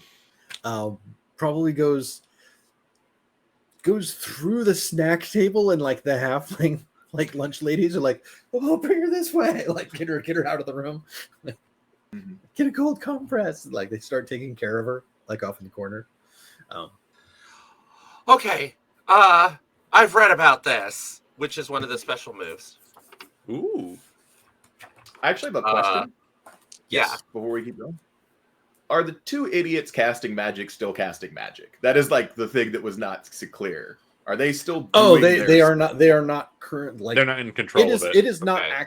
It is not active because they are maintaining it. It Okay, got that's what I wanted to activated double because check. they lost control of what they were doing. So they're not currently doing magic. No, and actually, No. Okay. Cleft Chin is probably cowering behind Aphrodite. Like, That's super fair because That is This- I wanted to I make love this. sure Yes. before That is this so kept much. going. I will I totally hate let that asshole. Hector go now. I just Yeah. wanted to really be clear about that before I took my actions. All right. It says, I've read about this. Brains. You can only do this when... Oh, no, it's safe. You have to be safe. Never mind. We are not safe. Ooh. I cannot use that one. You could use abracadabra. I don't That's have fine. any actual magic item. Actually, You know somebody that does. yeah. I think for this instead, I'm going to reach into like one of my pockets on the inside where I keep all like my magic tricks and stuff, and I pull out some smoke bombs, and I just I say a few words in Latin as I toss smoke bombs on the ground and tell everyone run, I'll cover your escape, as like magically I create a bunch of smoke from smoke bombs to cover everyone being I want to block the line of sight for the armor. Like, I don't know if it has eyes or not, but if I can create enough smoke to kind of like cover everyone's escape, that's what my character's trying to do. So I'm using smoke and mirrors. And then I have the tools, so I get the third die. It's so cool being a stage magician. Ugh! Okay. 1, 2, 2. So that's a 6. So I lose another credit and I fail the roll.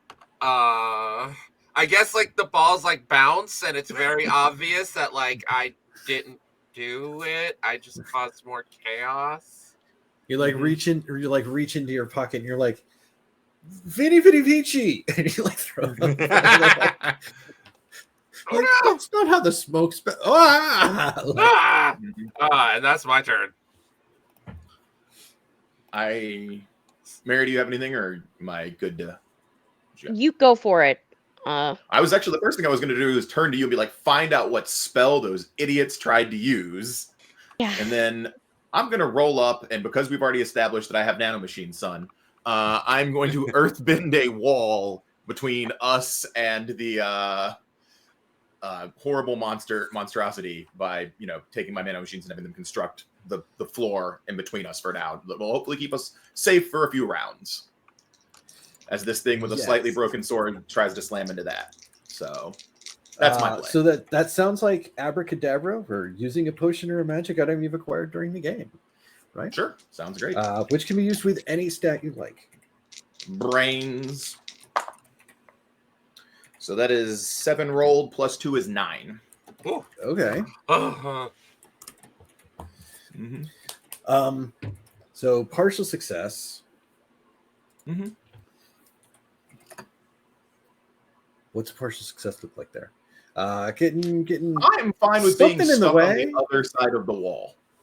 Okay. All right, I can dig that.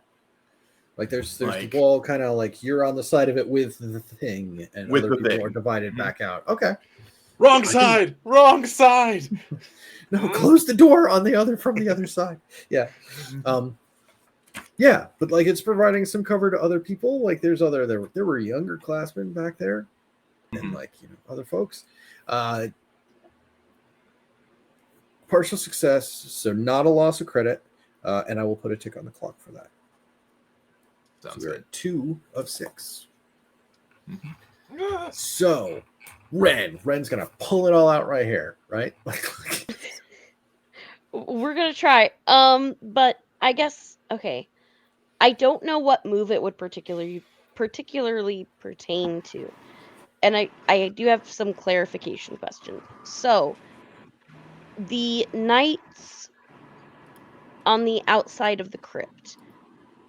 First question would yeah, be, there was like an above ground kind of thing, and he was like kind of like up on top as a statue. okay, does this whatever's happening, like I guess, does the knight work as part of the security system? Because I know these schools have like the weird animation of like Right. statues at times. Normally, no. Okay. It's always just been like a decorative thing of like the crypt from Loveland, Sir Loveland. All right, then I'm gonna pivot from what I was thinking. I am going to rush towards Aphrodite, and I'm just going to say, "What the hell was that?"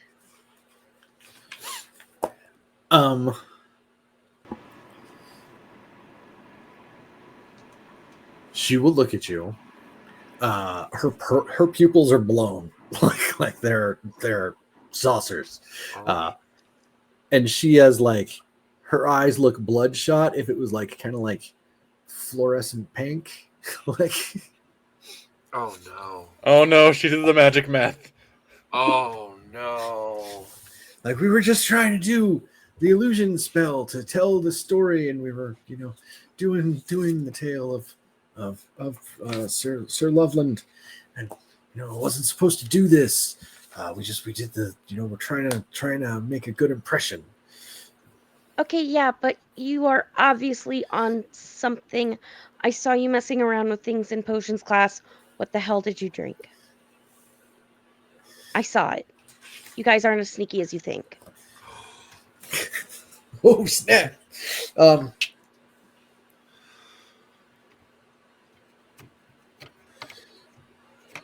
So,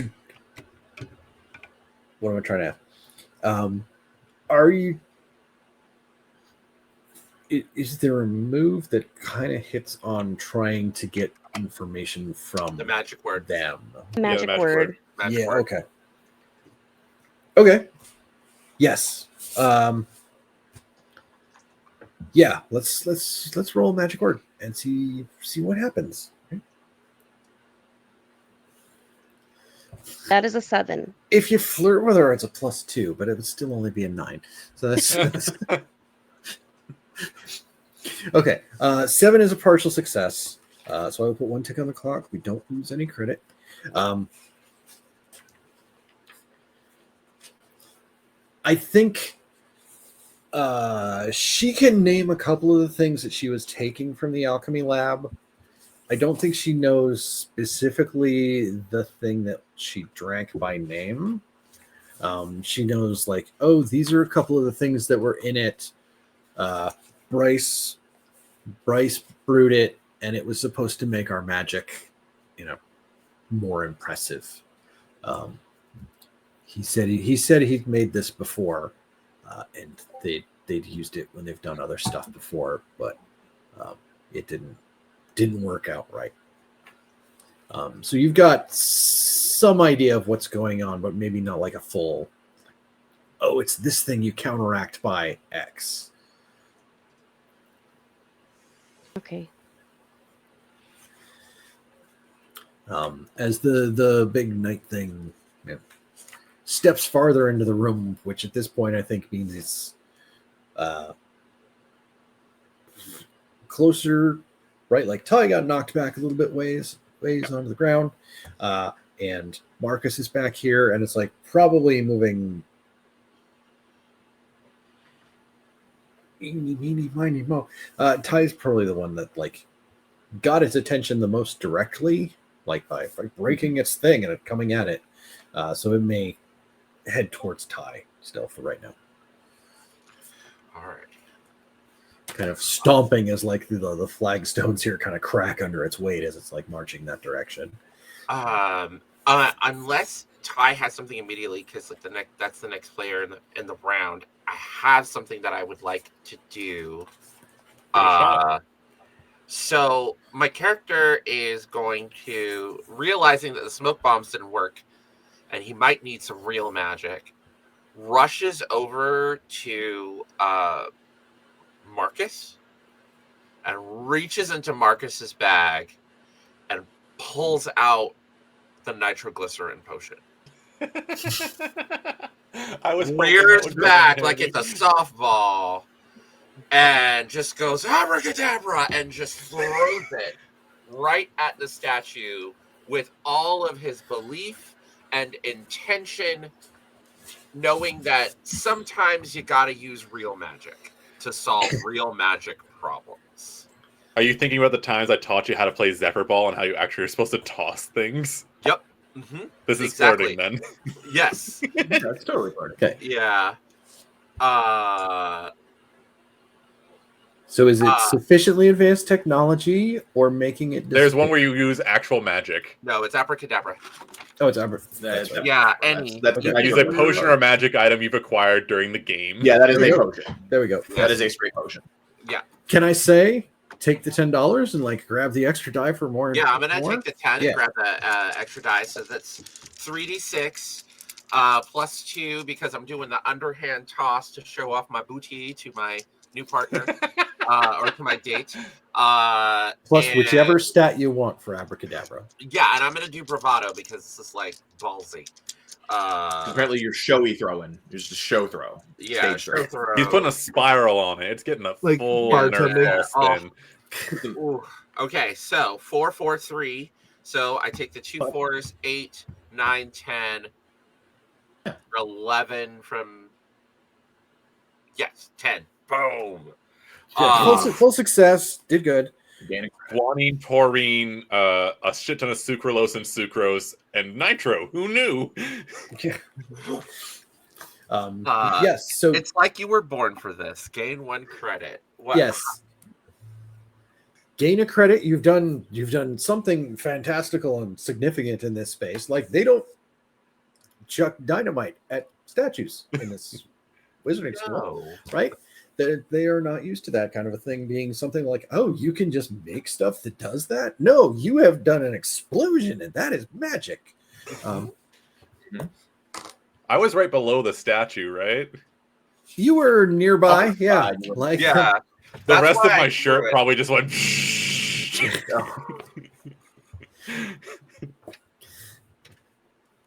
Oh, no, not that nice tuxedo. Question: yes. Is the auditorium have a basement? Oh no!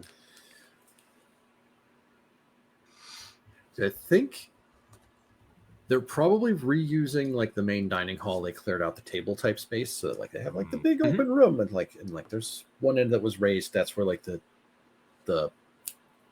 Dean of Magic, the me guy, Yeah. was up there.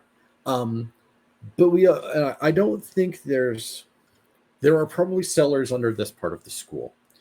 And I know that when we talked the other night, we also established that somewhere in this area, in like the upper area, there is a hidden The space.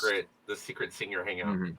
Like that's like, where the cool seniors hang out, as opposed to like Mhm. the legacy people who like apparently have something like opens up paths through walls for them when they do. Ooh. The legacy people are nerds. This is where the other kids go to smoke weed. Oh my gosh. Halfling Look, the weed. halflings are down there. I- Do you think they're coming to campus without pipe weed? Come on. The halfling's leaf. I'm just checking if there is a place under us because I don't want to step on Ty's turn, but I'm going to point out an explosion just went off and this thing is already cracking floorboards as Please described. step on me. Go for it. And I'm going to be like, the ground, make a hole, it's going to fall through. That will keep the most people safe. Don't bother attacking it. Make the floor disappear. Is that what you're telling me to do, or you're doing it? Yeah, that's what I'm telling you to do. Oh shit. Okay.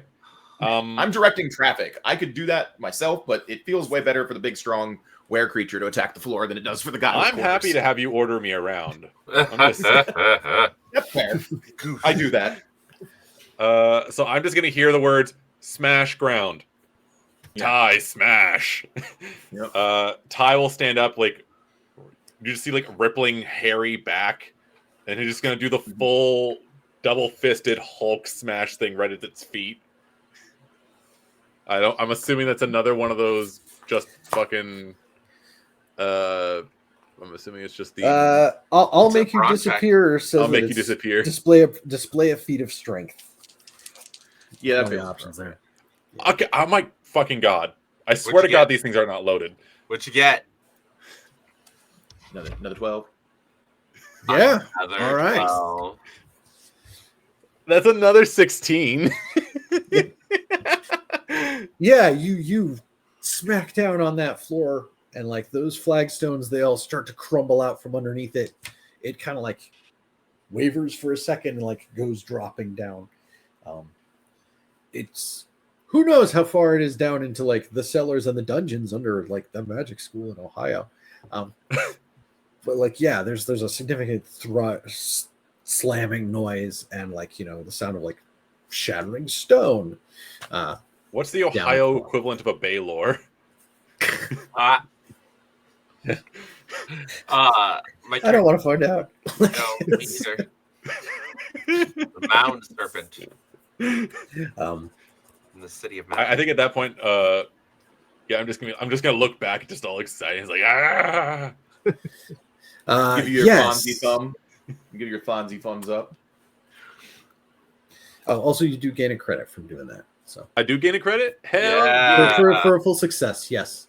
I'm back at 3 credits. Yay. Yes, like The there's this power of transfiguration. big hit as like more little cobblestones are on the edge, so kind of like fall in as it's like sitting there. There's like a weird red glowing light from down there. But yes, the Dean of Magic is like, oh, this. Thank you. This is such excellent work. You've saved us. This was rampaging, and I was just back behind that bookshelf getting my wand ready. But you all have done a great service to the school, and Thank you so much. I head over. I ignored him and see what Siri was doing. What was Siri doing? That's what's important to me in this moment. The actual teacher I like, what were they doing? She was doing something useful, but not taking the spotlight away from player characters. She was probably right? getting kids to safety or something. I want to make sure my opinion of her doesn't drop because she was a coward like the Dean of Magic. That's what I'm checking. Like, we're about to go She's fuck up directing Mr. students. Clefchin here in a second. He's going to be in significant trouble once they spot that. Like, his stuff went out of the spell he was taking part in went out of control. So, like, obviously, we're going to go ask him, like, hey, what's going on? And then he's totally going to get busted for drugs at the wizard school. Like, if you're going to do drugs, man, you don't do it publicly. Cut that wrong. Don't do magic That's what I'm going drugs. with right there. The Shit true drugs. magic are the friends we made along the way. Yeah. Is that what you call your drug True dealer? magic was the meth that we didn't True cook properly. magic is the friends we made along the way. he's going to get expelled. He's still going to be nearby because he's going to be hanging out with the centaurs. He's going to become a centaur. What's meth that head movie hanger where on. they- That is a horrible way to go. This did just go dark. What's that movie where the guy's like, it'd be a lot cooler if you did? I keep getting older and the girls keep staying the Dazed same and age. I feel like Confused. that's Oh, Fast some Times, terrible. Ridgemont High. No. gonna be his vibe. That's gonna it's be his vibe now. Like he get kicked out of magic school, but he just hangs around. not Fast Times at Ridgemont High. It was Dazed and Confused. Dazed and Dazed and Confused, There we go. yeah. That's Matthew the one. McConaughey. That's the one. That movie came Right, out when I was in alright, high alright. school. So yes, congratulations on maintaining your cover here at Loveland Academy for Magical Youth. Congratulations for helping to save the lives of students here, as like the winter solstice ball has gone totally off the rails. Mhm. Good job. Yes. So thank you for coming out and playing. Thank you to everybody who made donations. If you want to make a donation, if it's $10 or more, it gets you in for drawings. Get them in now because there's one Get more him in drink here for the end now. of the night. Mhm. And yeah, let's do another run around the overlay here to try to give everybody a chance to shout out where we can find you, Oh, yeah, where we can yeah, see yeah. more of you, what else is going on. I'll start in the middle. Hector, Oh, yes. kind Hi. of on the bottom of the middle here. My name is Hector, also known as at Keiichi Okami or Okami all over the internet. You can find me tomorrow morning streaming on Pantsless Tables, Dark Waters, our Chaos Fridays regular game.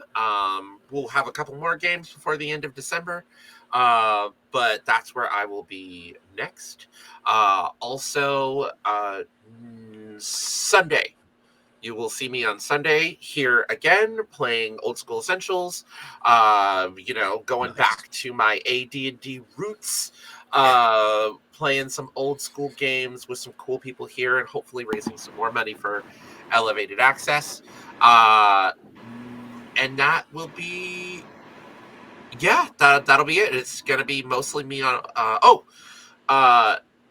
Yep, that's it. That's all. That'll be my last. I believe my last stream of the year will be probably Monday the 30th over at Pantsless Tables playing Dark Waters, acting a fool, where I play Yabisi the Wood Elf, Paladin Bard. And nothing until next year.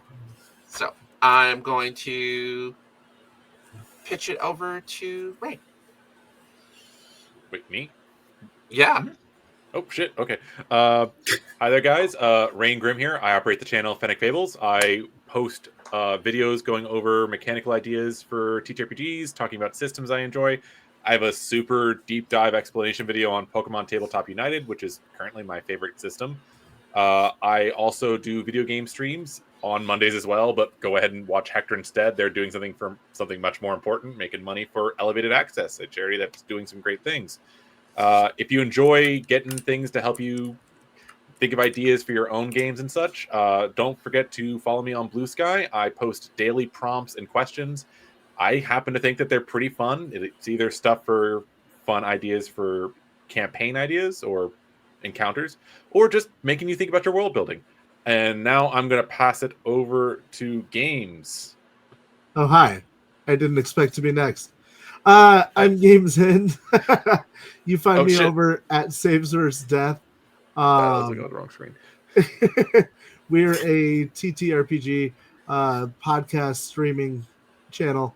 We have a long-running Cyberpunk Red game that is over 100 episodes. You can get caught up on YouTube.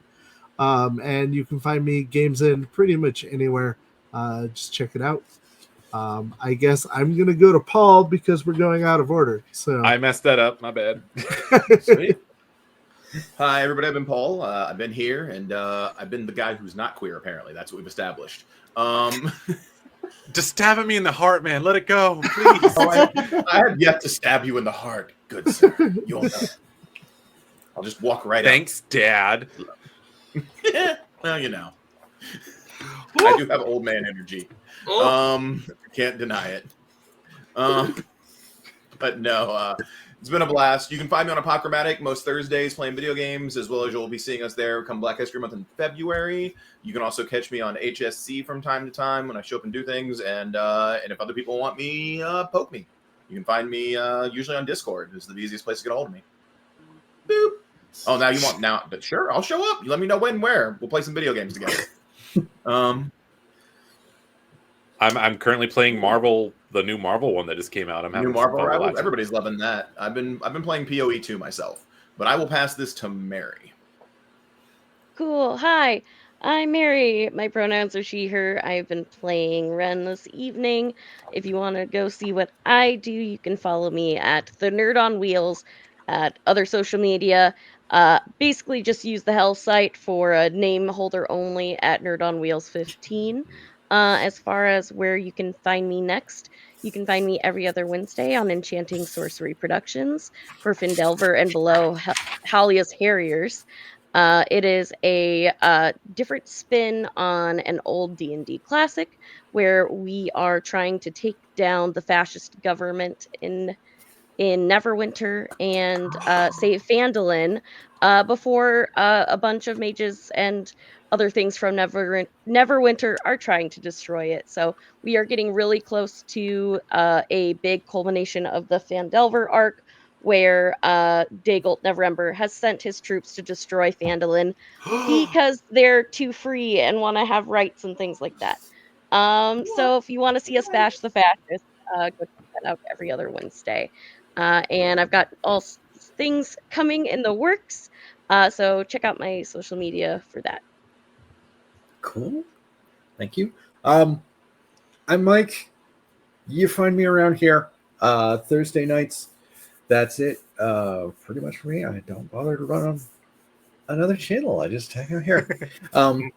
Right now, on a little bit of a hiatus. I was running the last caravan. Is that one right? We're going to take a little break. We're going to put that one on hiatus for a while, and I think after New Year we're going to be coming back on Thursday nights with another campaign that we haven't announced what we're playing yet, but it's a return to a game we played before. So, any hints we can have on that one, or is it just a game you've played before? You're not doing a Shark Tank news show on Thursdays? Okay, I see how it is. I will have a slide for it, and my Shark Tank slides this year will be 2 slides. This game and Vert, because I present Vert every year because it's a great setting, even if it's weird. It's super weird. And you get to play any game you want inside that game. So there. Okay. What else could you want? So yes, back after New Year, another campaign on Thursday nights. We'll say you get to spend time at night in the dark, maybe with a knife or two. So that will be happening. Darkness-based knife-wielding adventure? Something like that, yeah. Something along those lines. That said, thank you everybody for taking part in playing tonight, coming out with us, taking part in all this. Thank you everybody who has made donations tonight. Again, your donations get you in for all the drawings through the end of the fundraiser. Furthermore, our end of night winner of the $50 drive-through RPG gift card that was donated by Ronaldus and the the PDF of Nest from Gila RPG is Pengy. Welcome. Yay, Congratulations.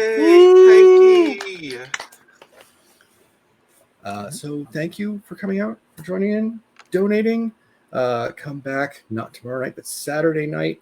There will be Coyote and Crow, and come back Sunday night for Old School Essentials. Can I do this? No, I can't. One question. Yes. Does Eros go to the bedside of his new love, or do they leave them there by themselves? Oh, Lord. Yeah, you are wrong for that. You The are end wrong. credits. Can I suggest something that's even funnier? He goes to bed alone, but in his window, she's just there watching. There's definitely a scene where it's like breakfast the next morning, and Eros is just at the table, and she has a cast on, comes back over to find him. Like, oh, I'm here. I'm okay. I'm here. Please sit. Please sit, darling. Oh.